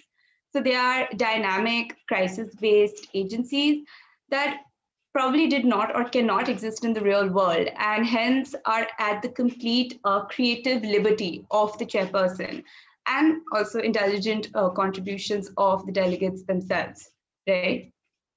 The jurisdiction, direction, and crisis arc of such committees is entirely in the hands of the chairperson, and so requires extensive planning and research into the intricacies of the agenda, which is something important to keep in mind as a member of the Dais, right? Into all possible outcomes of the committee being simulated. And now we come to partially fictional committees, right? So this is the type of committee that we will be simulating at SUNMUN. This is the committee that we have under the Joint Crisis Committee. So these can, again, range from things like Hitler's war cabinet, presidential war cabinets like John F. Kennedy's cabinet. They can also be historic or even present-day security councils discussing topics or agenda which may have existed, which have existed or do exist in real time, but the chairperson or the Dais wants to take this committee in a direction which is slightly different from how it happened in real time, right? Which is why these committees are simulated. So these two are dynamic crisis-based committees, but are simulated realistically, right? Which is the main difference between a fantasy committee and a partially fictional committee like this. So like I said, they may have existed in the past or do exist and are discussing topics of importance in accordance to their timeline and the nature of that committee, right? So if it's a government council, like a presidential war cabinet, so that will function in accordance with rules and jurisdiction of a certain government of a certain country. Or if it's a secret society or an illegal society about which information, not much information is available, that becomes, again, comes under the creative liberty of the chairperson and the delegates on how they want to simulate this committee, right? So as a chairperson, you may follow a timeline in accordance to events that took place in real time, or create crisis updates and twists of your own to challenge the delegates. Now, something like I already mentioned to be remembered like about these committees are that they are unconventional, they are dynamic, but as a chairperson, you cannot make these committees too unrealistic, right? They have to have some semblance of what happened in real time or what may be a realistic possible outcome. One also needs to ensure, so this is another Dais tip, right? To maintain a balance between the committee direction and crisis planning of the Dais, which is what you have envisioned for the committee, and also crisis direction being taken up by the delegates. So these kind of committees leave a lot to the delegates to decide to take the committee in a certain direction. So there needs to be a very delicate balance between the two, right? Also, again, you need to be open to all possible outcomes for the committee and make, most importantly, impromptu changes and updation to your own vision and direction for the committee and the agenda, right? So just to sum up, committee mandate, which again is an important thing to remember for unconventional committees like the specialized agencies. So as a chairperson, you must have extensive research and knowledge into your own committee mandate, right? Now, these may be established mandates or jurisdictions and constitutions which are easily available, which is normally how it happens for UN specialized agencies or even a Security Council. But if you are simulating a government cabinet, for instance, then you need to know exactly how the government of that particular country functions. How an American war cabinet will function will be different from how a Chinese cabinet will be functioning, right? If it has a unique mandate that is not common knowledge, right? So like an illegal society or a secret society, like we saw in the examples before, care must be taken to spell out in detail the ROP and the mandate that you wish for delegates to follow, right? So there must be no room for ambiguity on the part of the delegates, which is also something that was covered by Aaron and Maria regarding the study guide and how there needs to be a certain level of transparency, right, between the Dais and the delegates. And just a general overview of the management. So like we already went over, there needs to be a balance between reality and fiction, between the conventional and the unconventional, between crisis solving through paperwork and through speeches and deliberation, which becomes very important in crisis committees. As you go over ROP, which will happen, take place for SUNMUN, you will see that a very important part of specialized agencies is communications like communiques or directives. So there needs to be a very delicate balance between speeches and deliberation and such paperwork, right? One needs to avoid saturating delegates with excessive crisis updates. Again, a very important part of such committees. So because these committees are unconventional and dynamic, the Dais needs to constantly update the committee with certain crisis plans and updates. But care must be taken that the delegates are not saturated and overburdened with these updates, right? So if you see that the delegates are simply receiving and deliberating on updates, but they're not solving them through substantive paperwork and otherwise, then you need to take a pause and you need to allow the delegates, you need to remind them, the delegates, we need to go over these updates, we need to solve them before you move on to more updates, right? Try not to end committee on an inconclusive note, right? So this is something that actually happened with me. it sounds funny, but I was in an American war cabinet. It was a presidential cabinet. And our last update was that we have a nuclear missile headed our way. Our president has been poisoned and everybody in committee dies, right? Like half of the US is wiped off or something like that.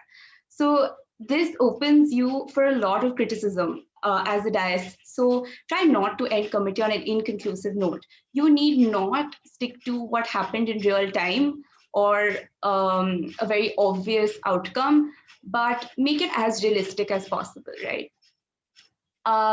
And of course, be observant of what the delegates want from committee and try to complement that with your own vision and direction, which is something we did go over. Be prompt, but you need not keep communication and directive lines open at all times, which is again something to be aware of. So like I said, communications and directives are paperwork, which are a very important part of specialized committees. Now, you need to also know the limits of your own Dais. And while you need to be prompt in responding to the delegates, which you need to respond to each paperwork, each substantive that they submit to you, you need not keep these lines open at all times, right? So maybe after a crisis update, you can open up these lines, you can allow for paperwork to come in for a while, and then you can pause, you can go over this, respond to the delegates, and then again open communication lines later, right? So there is a lot of balance that needs to be kept in mind while being in the Dais of such specialized committees. So that's mostly it about what you need to know regarding specialized committees. We'll go over feedback, which is a very essential part of both chairing and as a delegate, right? So we'll start with general feedback and how these two are very distinct from one another, general and personal feedback. So most importantly is to have a feedback session at the end of each committee session, which if you paid attention is something that Aaron did mention. It's so important. Instead of waiting for the MUN to end at the end of the second day or third day, however long the MUN is, try to pause sometimes, and at the end of each session, and if need be, even in between sessions, if you feel like the committee needs it, pause, have a feedback session, converse with your delegates in order to make them as comfortable as possible, right? So in general feedback, you only mention overall performance of the committee, right? Flow of debate, feasibility of solutions, if the solutions were original, or if they need to be more original. Responsiveness of the committee to the Dais. So as a Dais member, you often give hints and suggestions and tips whilst committee is being simulated. So are the delegates responding to that? Do you want delegates to respond to that more, right? Refrain from being too specific to any particular delegate. So a very important part of general feedback, which is what is given to the committee at the end of sessions, is that they try not to, in a good way, use the delegate as an example to exemplify a point, or in a bad way, target a delegate, right? It needs to be very general and overall. Right. Ask committee for feedback, which is very, very important. If they are comfortable with the pace of committee, what they would like to be done differently for the next session, ask them for feedback regarding the Dais overall, right? Without making it too polarizing, so that delegates are comfortable, so that they can share that, hey, I think the committee was too fast-paced, which is very important in specialized agencies. Or if they want the committee to be more fast-paced, if they want more breaks, more unmonocoques, right? So things like that. Give suggestions for how committee can work better in the next session, which is also something we went over, right? So you need to tell committee overall what you want from committee in the next session, what the Dais wants from committee. So if you want there to be more lobbying because motions are not being passed, right? If you want more paperwork, if you want more speeches, if you need speeches to be more researched so that they can come prepared and equipped for the next session. And lastly, most importantly, try to be as constructive as possible whilst sharing such feedback while giving your assessment. Delegates should not feel disheartened, especially as a committee, at possibly underperforming or disappointing the chair, right? Which goes hand in hand in what both our speakers before talked about, just having an air of positivity with your delegates, right? So now we come to personal feedback, which is what often happens even during committee and mostly happens after committee has ended, right, after session. So this is constructive and very personalized feedback, focusing on very intricate and focusing on the smaller details of their delegate, of their research, of their diplomatic etiquette, their lobbying, etc.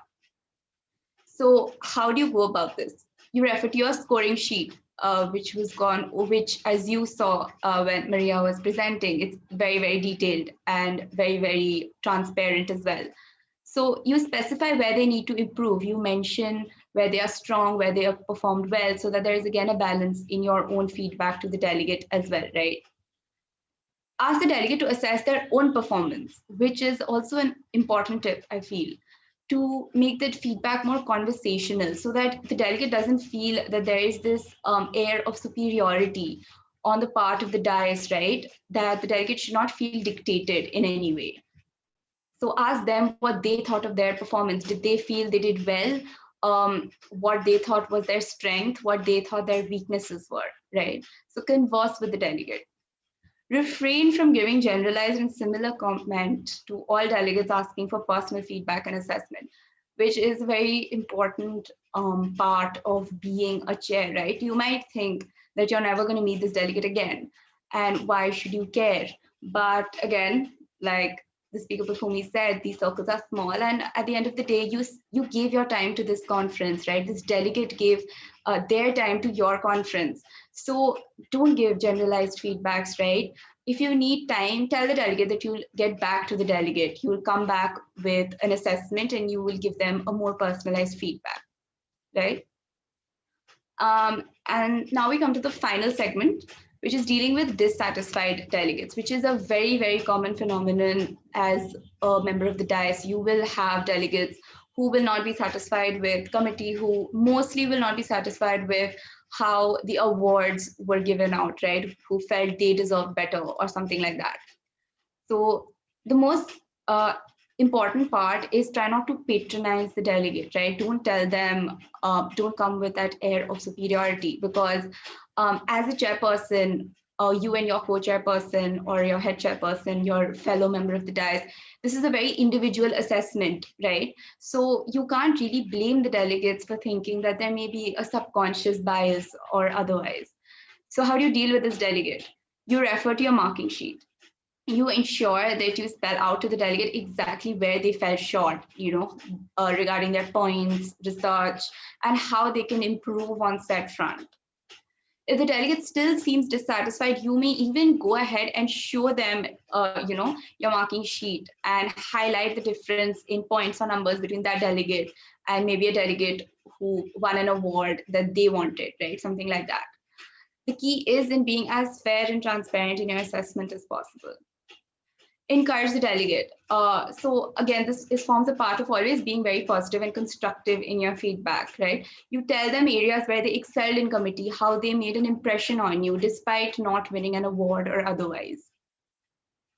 And lastly, suggest to them that they speak with their fellow delegates in committee. So often you will trust your colleagues or your peers more in giving you a more honest and unbiased feedback. So you suggest that to the delegate, right? You tell them that you can go, why don't you go and talk to the delegates in committee, ask them how they felt about your performance and where they think you can improve, right?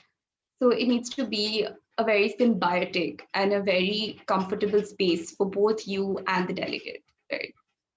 And that's about it. Thank you. Nicholas, you go take over now and open the floor for questions, maybe. Yes. Thank you, Anupa. That was a short, concise, but straight to the point presentation. Thank you very much. Now we have more than enough time for Q&A. So with that, any delegate wants to give a Q&A to Anupa, please raise your hands or through the chat. Let's see. All right. Since there's none right now, I'll start with this. Okay. So Anupa. Okay, wait. We have one. Chelvin, UNHCR Sweden. What's your question? Greetings. My question is for Mr. Aaron Aquino. Oh, sorry. It's just Anupa first.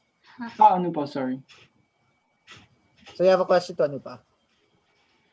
So, my question for Miss Anupa is how can you say to a delegate or that what he or she is doing is already making other delegates uneasy of what they are already doing? Like let's first say in a working block, uh, how can you address to a delegate properly the actions he or she should be able to do? Right. I think I get your question. Thank you so much. Um, so I think this goes hand in hand with the entire concept of feedback, right? So if there are delegates who are uncomfortable with how a delegate is presenting themselves in committee, or if as a Dais member, we feel that the delegate is not conducting themselves in a right way, or what they're doing may or may not be the right procedure. So delegates will always it will always be an option for the delegates to approach the Dais member and tell them that, hey, is this right? Is this how it's supposed to be done? And what can we do differently? Or I'm not comfortable with this. And like I said, your committee will have to always be a very safe and comfortable space for both the Dais and the delegates. So, we can address that in committee personally to the delegate and tell them that I think you're not conducting yourself in a right way. Somebody is not feeling comfortable. So this is how you can do it differently, right? And also in an anonymous way, address that in committee in general, that are you happy with how this change was made? Is there anyone who still has an issue with it? So it's a very symbiotic, I think, process. Does that answer your question? Yes, ma'am. Thank you very much. All right. Any other questions in the floor? Any other questions? Feel free to do it in the chat or raise your hands. Oh, wait. While we wait, I'll ask a question. This time, so, Ms. Anupa, you talked about giving feedback to dissatisfied delegates. Let's give a good example of when you're chairing, you were given a chance to not have a rubric. So it's much more on your personal uh, beliefs and objectives. Mhm. But let's give this. There's three of you, or in a days. Each one has their own set of beliefs. So, for example, a delegate who did not win, let's say, best delegate, is dissatisfied, despite knowing he ro- pretty much led the committee, made the best speeches. All right. Under your metrics, this delegate is the best delegate. But under the your code days, they didn't really care about the output at all. They just care about the speeches. Right. And then they tried to convince you that this is the uh this is supposed to be it. How would you respond to that? Because this delegate felt like it wasn't given due acknowledgement for one aspect of his or her performance. Nick, just to clarify on your question, has the Best Delegate Award already been given to this delegate It's or been not given. been? It's It's been been given to given. this delegate. Okay. So this is actually something that happened in one of the MUNs in my school, back in my school. There was this delegate that I was really impressed with. And this delegate was leading committee and made great speeches, great research. But my co-chairperson, she was not very happy with the delegate, right? She felt that the delegate was not dominant enough in committee, which was what I remember her problem was, right? She wanted the delegate to have more of a presence. So there was this other delegate who had great presence, was very dominating, but his speeches were not as researched and original as this delegate. So what you're talking about, the dissatisfaction is mostly between the dais, right? Between agreement in the dais. So what we did was that we actually had this anonymous chit session. And we asked the delegates that, hey, who do you think should get best delegate? And make it completely anonymous. and they actually submitted their chits, and it ended up being this delegate, right? And I told my co-chair person, hey, listen, this is not just what I think. This is what the committee thinks too, that this delegate was good and this delegate deserved this award. And also, like Aaron was mentioning in between, response to Maria's question, that we already try to establish a good and positive relation between Dais members. So I think, just through methods like this and simply communication between the members of the Dais, I think you can come to a conclusive agreement regarding such issues. Do you think that's... All right.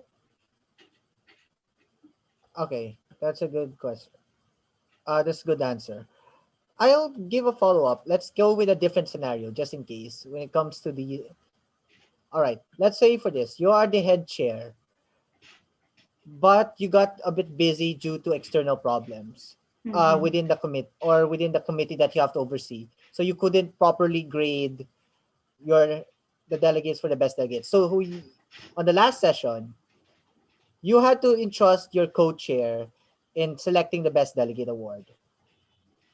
So when the co-chair gave the list, you approved of it because you believe that your co-chair would give the best objective result. Even though one of the setting for best delegate felt off for you, in the sense that your best delegate was somebody not even in first place or second place, but you couldn't give a best analysis on it, and you have to give the award already. So okay, so when you gave the award, and then the person under your metric initially asked you, why is this person not on best delegate? And then you give the example and you gave your reason, and this delegate is not satisfied. And then you ask your co-chair why this person did not give. And you found out that your co-chair's own metrics did not suit yours, which does not suit yours. And this delegate is now feeling dissatisfied that it wasn't given proper grading from both chairs equally to give him proper assessment. So how would you do that? That's a very in that circumstance, because it show in an instance where one of the chairs was not able to give a full grading. It's something that does happen very commonly. Yeah. So I think a good way to go about this would be that if I as a chair or anyone else as a chair, if we've missed out on a chunk of the conference, right? So before giving up, before simply approving a list from the other member of the dais, I think a good chairperson would wait for a while and deliberate with this co-chairperson and be like, you know what, I was gone for a while and I saw this delegate that you're giving best delegate to. I saw this delegate perform XYZ. Right. So when I was gone, how many Modcox did this delegate speak in, which should be there on my dais members marking sheet or otherwise, that they spoke so many times. And often a lot of chairs I've seen, they also write down in verbatim what the delegate has said in committee. So I would, before leaving, ask my co-chair to keep these things in mind, right? Before simply approving of a list for best delegate. And I think it would be a very unfortunate situation if I agree with the fact that a best delegate has been given to a delegate who maybe didn't deserve it. But I think considering the fact that I wasn't there in committee, I think the only way to go about this would be to not make decisions head on, right? To sort of deliberate with my dais members about what would be the best way to go about it and why our marking matrices are so different from each other's, and to ensure that we have a united front when it comes to the delegates, because it gives a very bad impression if the delegate notices that there is a disagreement between dais members. So, the end result has to be something that both are happy with. All right. So let's go further to that. In that scenario, let's say the worst comes to worst. The delegate is... Nicholas, can you just give me 5 seconds? I just need to go and open the door for someone. Can you just give me 5 seconds? Okay. 5 seconds. Yeah.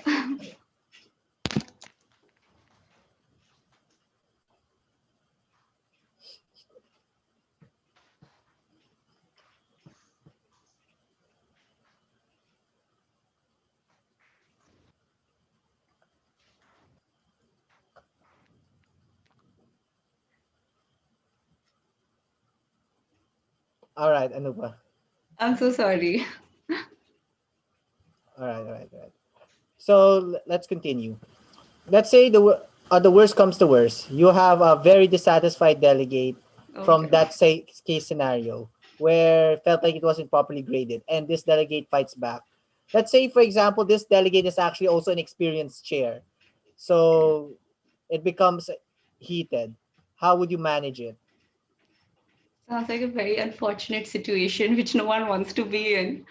But if it did come to this, then I think, like I also said in my presentation, that a very good way to go about it would just put this front to the delegate that, hey, what we've done is not a personal decision. You have the numbers in front of you and show them marking sheets of all the Dais members, whether that's 2 or 3 or whatever, and just say, listen, this is how it is, right? And if we are comparing you to the delegate who got best delegate, this is why we feel this delegate was better. And whilst we're at it, because this delegate is also an experienced chair, we have to try and be positive and constructive without being patronizing. And we say, hey, listen, maybe this is just a bad day. Maybe it was a bad day for you, because we know that you're capable, you have so much potential. But let's not, ponder over just this one conference so much, because you had so much else to offer to us, and go into the positives of what this delegate had to offer, how they made an impression, where their strengths were, and how that impressed us. Because I think if a delegate is fighting back and making it really heated and aggressive, then and he or she sees that the dais is being just really calm and objective about it, and sort of being positive, then I think the delegate will automatically sort of back down, right? Because they'll start maybe feeling a bit bad for behaving in that way, which is what I feel it would Okay, look like. okay, That's also a good answer. So you believe that you should not fight back with aggression as well. Do not make the Right, delegate feel like they're in the wrong, right, right, fully in the right, wrong. right. Do not, yes, do not make them feel like they're just being antagonistic. Exactly. Or, Yeah. okay, all right. It just was just a very bad day. All right. Okay, thank you for that. That's a good way how to manage a crisis. And also that's actually really good etiquette for a days to keep a level of professionalism without patronizing, even if this delegate is really pressing you and even if you're irritated about it. All right. So with that, is there any other questions for Miss Anupa? We have enough time for a few more questions. Any person wants to raise their hand? Any? I'll check my personal chats. I think, Nick, you have covered every possible question that the delegates may have been even shy to ask with your questions. Let's see what else. What else? What else? Let me check.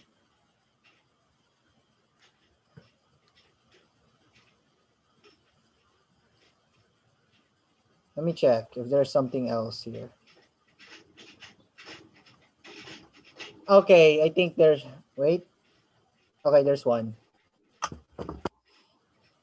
So when it comes to general feedback, is it is it usually possible to give it through a thorough presentation like your grading system or presenting the entire grading system, or if your personal grading system, or is it not allowed? Okay, I think I've actually seen this be done at a conference, and Aaron was actually my head chair for that. And he said that it's actually his a tradition he follows, where he shows to the committee before it begins, what his grading system usually looks like. So delegates are aware of exactly where they need to focus on in committee. So I think showing them your overall grading system is allowed, not just in general feedback, but at any point in committee, because that just shows to the delegates that as a Dais member, they know in their head that, okay, this is a Dais member who's going to be really objective, who's going to be to the point and who has a system, and there is no room for biases here. So I think it's very much allowed and also a bit recommended, I'd say. Okay, okay. Thank you for that, Ms. Anupa. And looks like we've exhausted our time for Q&A. Now we will move to the open session. So other speakers, please open your videos. We're gonna be in an open forum for all the other questions given to our delegates, as we Thank have you, some Nicholas. questions here. So let me check.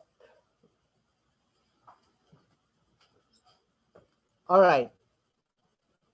There is, wait, there's two questions I got from for Aaron. So the first one, can you give tips on how a first timer should interact with a professional mooner, especially during working blocks? Sorry, can you repeat it? My internet is so. All right, I'll speak louder. All right. Aaron, listen. How can you give tips on how a first timer should interact with a professional mooner, especially during working blocks? All right.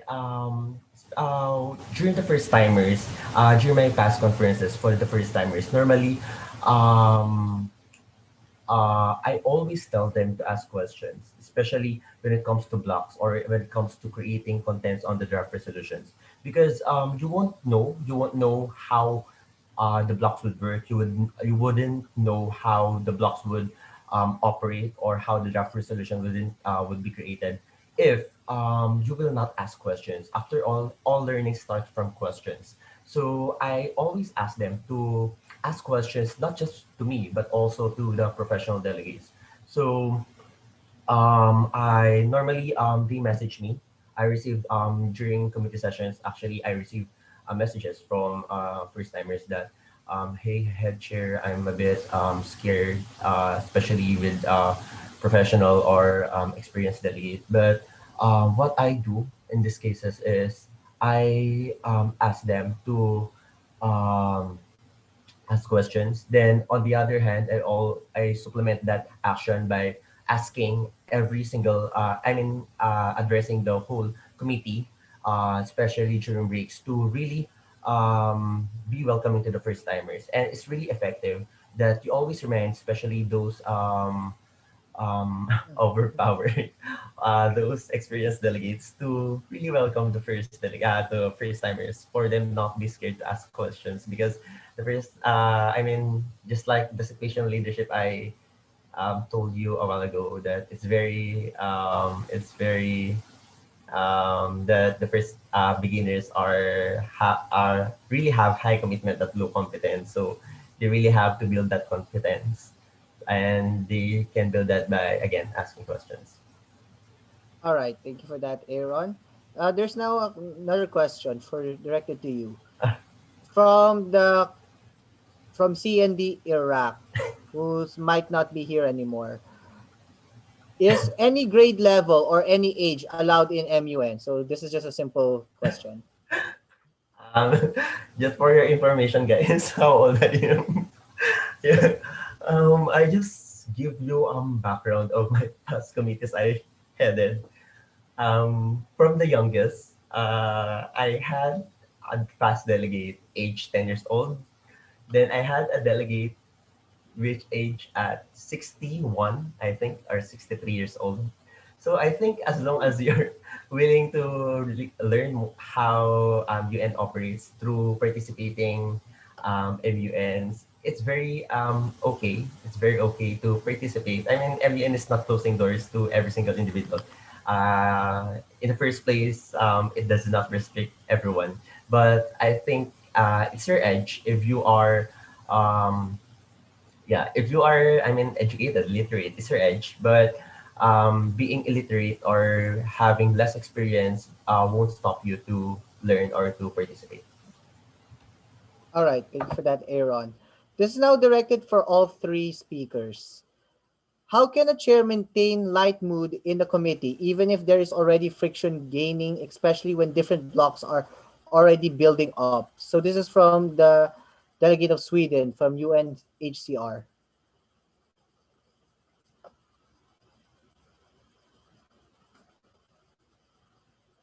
So am I going to answer first? Sure, All right. Maria. Okay, nice question, Delegate student. I'll be looking out for you. I believe the Delegate student had already started doing this kind of thing, so that is why Delegate student asked this way. Right. So to be honest with the Delegate student, right, I often like to answer your questions in a manner that the answer that you would not like to hear, but the answer that you need. All right. So usually it depends on the conference and the board of Dais whether or not you could actually start negotiating before the conference. Mostly in Indonesian circumstances, you are not allowed to start doing this kind of negotiation before the D-Day. Sometimes, in worst extent, you are going to be not acknowledged, but you're going to be warned, given warning, verbal warning, I guess, actually written warning. I mean, like through text by your board of Dais or by the secretariat, notifying you not to do that in advance. So that is what happens in Indonesia. However, in this kind of international level MUN, sometimes the board of Dais are more lenient, right? It does not mean that this is less strict, but actually, if we already have some delegates who already started making the blog, well, it depends on the board of Dais. Since the class today is for preparing you to become board of Dais, so this is what I usually like to do. So when I say that this blog is actually not invoking or stirring the mood in a manner that we might disfavor, so I will let that be. But if this blog is actually creating a too predominant impact or presence, is creating a too predominant presence only for them, to the extent that it creates some groupism. Yeah, I guess you can use the word groupism, right? So I will actually stand in. So sometimes in my past conferences, I become the shadow delegate and try to win their own partnership. So that is what I usually do to keep the mood light. Not so sometimes when you think, all right, you want to keep the mood light, but you just discourage them by becoming shadow delegate. However, when you are saying about keeping the mood light, it actually depends on the overall situation of the committee, correct? So the committee, the conference itself, the debate itself must focus not only on your own block, but to all delegates. So if this committee or this debate had been brought to a rather unfavorable or disfavorable light by certain block, then it is up to the board of Dais on how to actually take action against this block, because it will require your actually not conceived, but as a board of Dais, you should not make it very visible if you want to actually disband or cancel one group or one block, because it's going to be hard. But later on during the debate, you will see if this delegate had already started making the air or the atmosphere or the vibe rather unfavorable, then you will understand when it's time for you to leave that block. Sometimes it happens in the middle of the conference, even though you have already done, all right, I agree with you. Before the conference, you already had a call. Oh yeah, I totally agree with you. We are going to make good block, but on D-Day, the situation might be different. So always open up to changes, right? Be adaptive. That is all from me. And go ahead, Anupa, Aaron. All right. For me, it's just short because it's some of my ways are same with Maria. For the pre-conference, actually, I can see Maria's So reactions. always open Some up of to my changes, right? Be some of adaptive. my That is conference, all from me. basically what And I do go ahead, Anupa, Aaron. is to enter because some of my committee really arrange committee meetings before the conference day itself. So there's a lot of times that I um acted as a shadow delegate. So there's this one time that they arranged a meeting and they were trying to create a block, and I was really shocked about that because was I entered the meeting in the name of delegate of I think Argentina or delegate of Philippines. I entered that. Then I was trying to insist that we should not create blocks because like that we haven't discussed anything yet. We haven't heard the points of other delegates yet. So we should not create block now so that we cannot close the doors for other delegates to join our blocks in the future or in the conference date itself. And yeah, guess what? What happened is that delegate shout at me.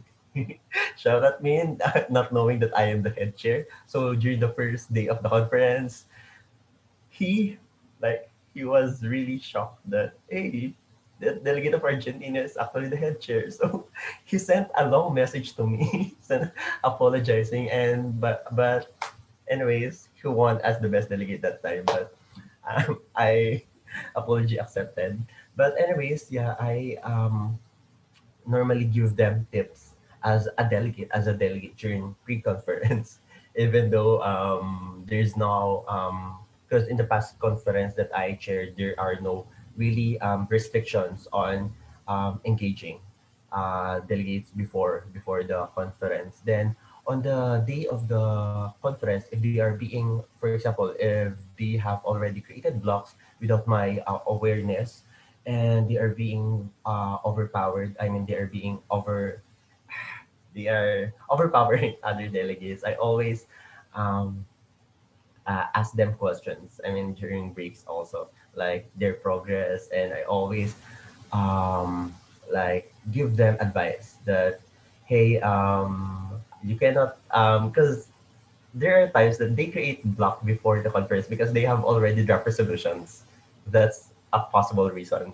So what I do is I always tell them you cannot include anything you haven't discussed in the committee. So during the committee, I always have a journal of the points that they have discussed. And when they submitted a draft resolution, I reviewed it.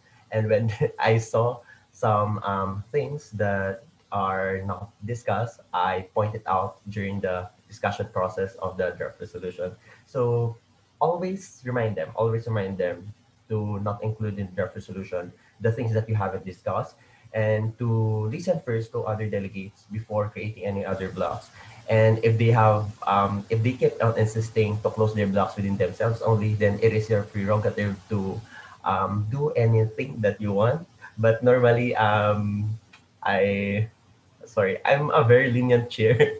I'm a very lenient chair, and I'm not very strict. And yeah, normally I let it pass, but it reflects on my marking sheet, and I message them after the conference to give them personal feedback also, especially those delegates who needs personal feedback from me. That's it for me.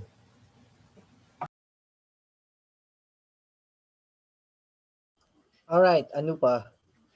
I think Anne and Maria have more or less gone over, all possible solutions, especially regarding the a possible DAS member shadow delegating, or ensuring that, you inform the delegates that no matter if they form a block, they can only include those points in a DR that are discussed in committee. And in my experience, I have mostly been on the dais of either security councils or specialized cabinets, right? And in a security council, it's inevitable having blocks. You will always have that one block led by US and the other block led by Russia or otherwise. So sometimes it is inevitable, and you can't really stop the delegates and tell them that, hey, don't form a block.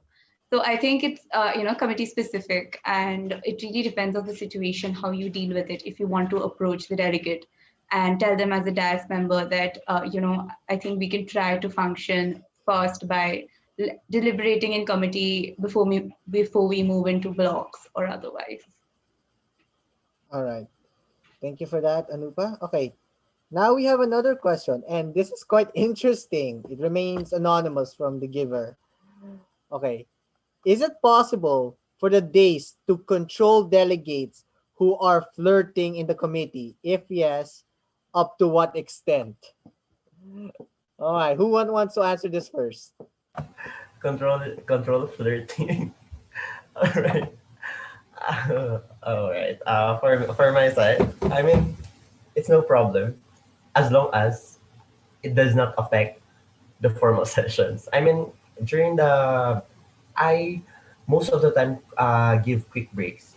I most of the time give quick breaks to give them reminders on decorum, especially on the things that they should not say in the committee and the things that they should say in the committee. So when it comes to that, that issue, it's quite interesting. Um, what I do, actually, it happens in the gossip box, especially when there are confessions like that. But I always tell them like, hey, if you have something to say about this delegate, from this gossip box like that, and we'll read them during entertainment session. Then that way, we would be regulating how they act during formal sessions and during informal sessions. But during informal sessions, I at times, since I'm the guy, or I'm the person who loves those kind of gossips, kind of gossip. I most of the time join them with that, but always limit the kind of flirting. Between the two delegates, that if they want to talk more personally, they can talk on their personal chats or DMs. Can remind them about that. All right, that's All it from right. me. Who's next?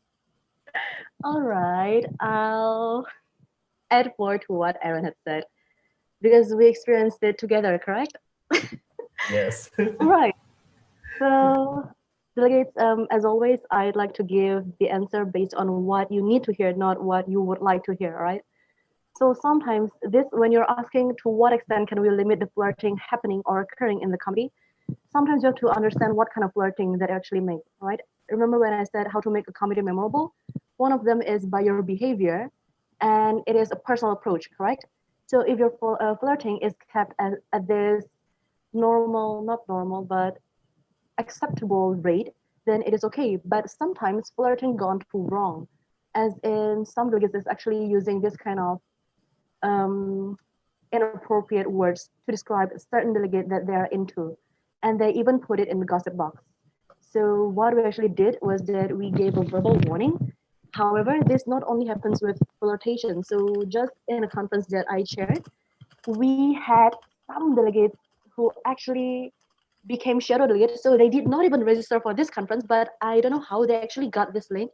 And they tried to create a chaos by condemning certain countries. So when we're talking about, let's say we're talking about UNDP, we're talking about capacity building, but this delegate suddenly talks about, hey, the delegate of India knows that China is against the delegate of India. And they actually said some words like DAMN, all right? I'm not going to read it out loud to that certain delegate. So sometimes it is not only flirting that we should restrict, but also the decorum. So for flirting, as long as you know your limit, then it is okay. Because I'm also a fan of those kind of flirting activities, especially in gossip session, right?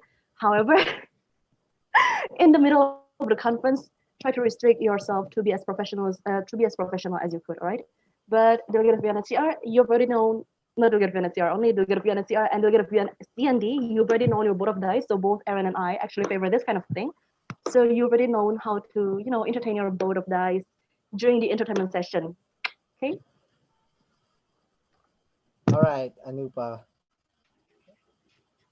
Um, if I give what I think of it to all delegates of the CND and the UNHCR, if you want your chairs to pay attention to your flirtshits, the best way to do it would be to ship the two chairs of your committees, because all of us will be doing that.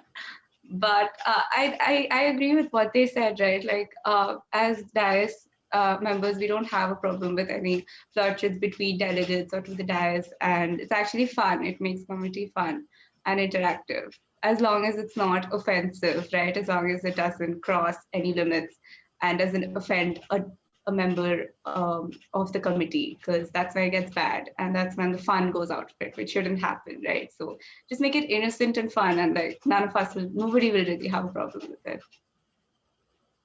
All right, okay. Okay, we have another question. This is similar to what I gave a question to Anupa when it comes to problematic delegates. Okay, so in regards to this question, let's say the aggressive delegate really just can't take it, felt very unfairly graded, and wants to make a formal complaint, and wants to make a case against it. How would the chair How would the chair manage that to avoid a problematic scandal within the committee or within the conference? Because there are some delegates that can act immature or irrational, or could be or maybe they feel they're just so professionally wrong. So any one of the three speakers can answer this. Sorry, Nicholas, can you clarify? Is it during or after, like the greeting? After. after the like the grading. awards like that. Yes, a Uh, very dissatisfied delegate who feels who's award. either very immature or feels like it was truly professionally wrong. All right. I'll start. I'll start by giving my experience. My first experience on that is after the conference, there are this kind of two delegates who are really dissatisfied of the results of the awards. They were not given very, very high awards. They were only given verbal commendations. And normally, it has been my tradition in my committee to create an informal group where informal conversations happen there, and the formal conversations are in the formal group. But during those times, the informal group was not created by me, but it was created by the delegates. So they don't know that I'm there. So after the conference, I'm there in the informal group. They were really backstabbing us, and I was called, "Hey, our chair is pedophile. Hey, our chair is as how was our chair is how our chair sucks. Our chair, I won't receive any certificate from the chair that is pedophile." Like, what? Just to give you a context, because most of my winners, I mean, top winners, are somewhat younger than them. And what I did is I confronted them. I had direct communication with them. So first, what I did is to answer them directly on the group. Then they answered me back. Then I really tried to be professional as possible. You should be always try to be professional as possible, because it's your image that you're trying. It's your public image that you're trying to hold.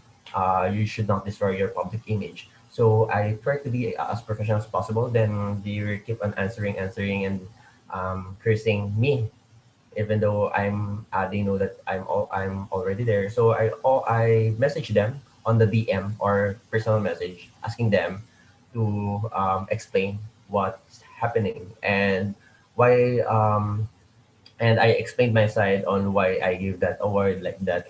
And they haven't answered me, and they only seen me. So what I did is, hey, I'm arranging a special meeting with you, delegate of New Zealand, I think, and delegate of Argentina. Please enter this group meeting on this day. Then they would say, why would I attend that one? Why would I attend that one? Who are you to like that? Yeah, like that.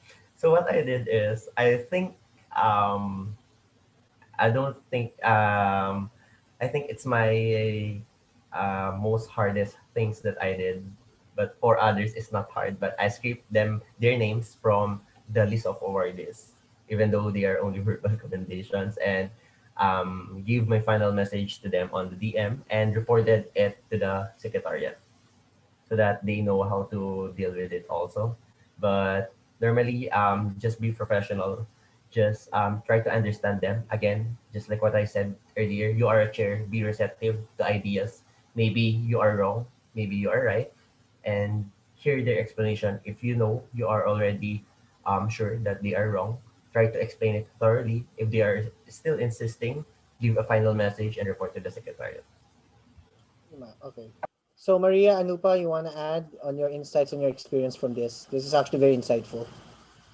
All right, from Aaron's experience, it is actually a very, not very, yeah, so to actually address this kind of thing, you need to learn from experience. So just like what Aaron said, well, it is from his own experience, all right? So because this kind of question needs a situational response, so I would not elaborate on what kind of responses that you can give depending on the situation, because when the time comes, you will know what the right call you have to make.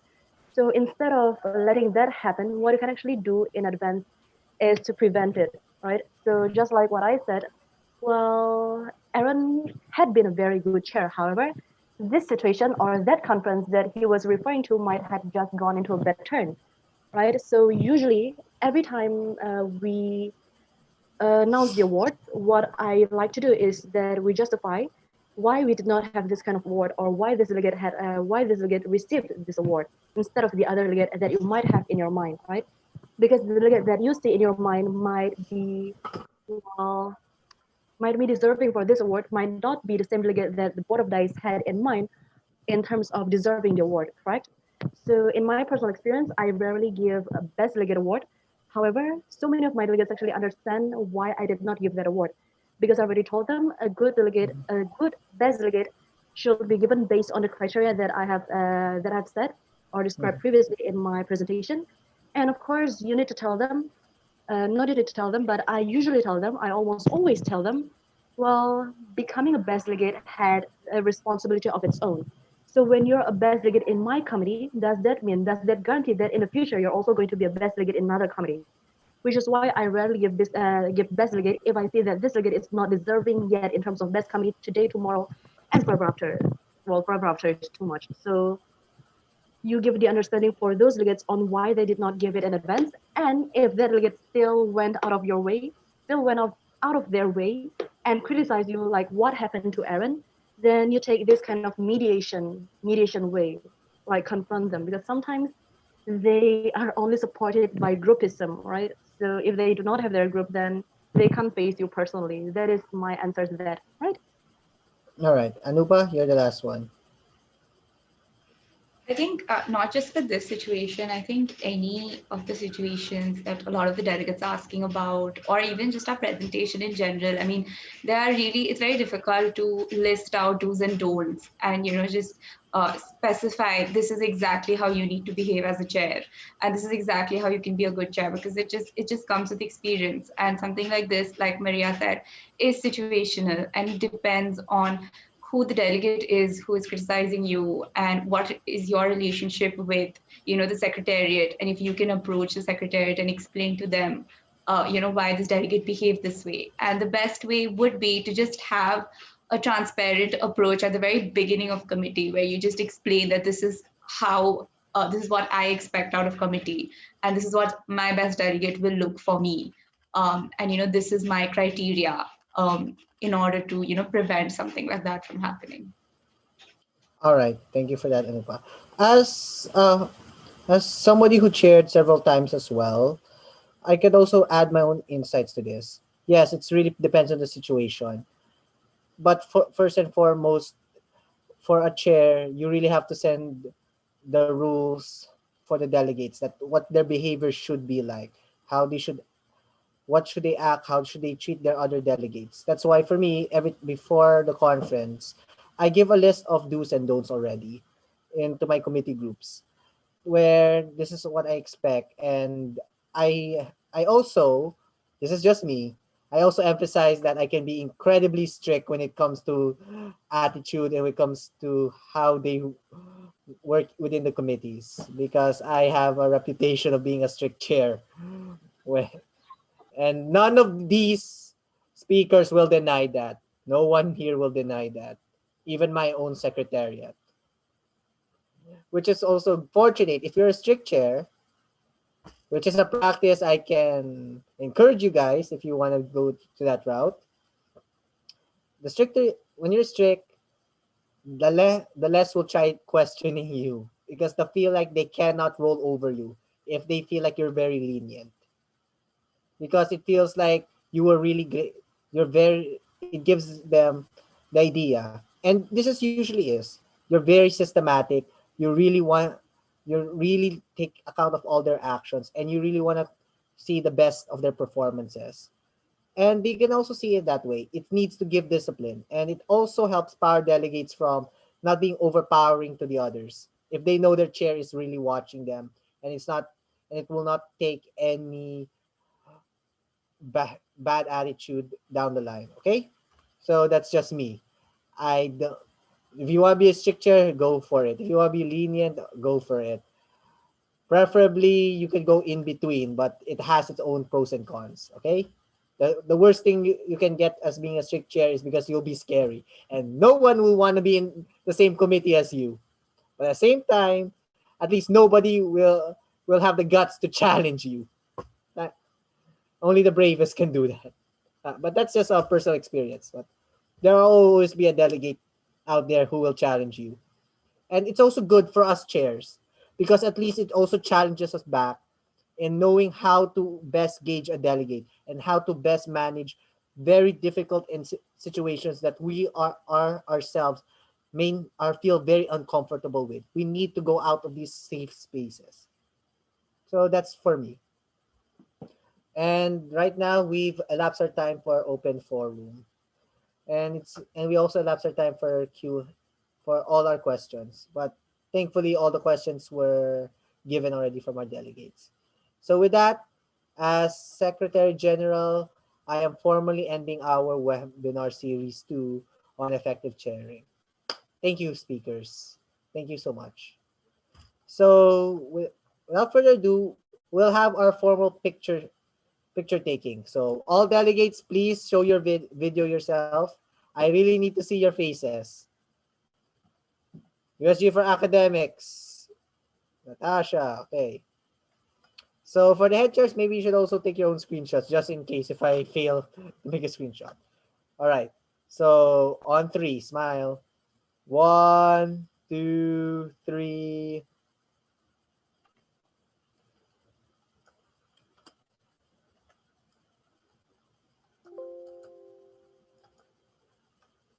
Okay. That's it. We got the screenshot. Thank you, delegates. Thank you so much. So right now in the Philippine Standard Time, it's 11:10 o'clock. For Indonesia, it's 10:10. And for India, I think that's 9:40, if I'm not mistaken. 8:40. 8:40. So fortunately, if you're Indian, you're in India, it's not that late. But it's very late here in the Philippines. All right. So we can end our live stream already. So delegates, if you just want to, if you want, you can now free to leave the meeting. Okay. And See you, see CND area. you. Yes. But just to share, we will have one more seminar online. This is gonna be for the rules of procedures upcoming. Okay. We will announce the date soon enough. Okay. So those who are still gonna have a hard time knowing the ins and outs of Zoom and Discord, this is your chance. Okay.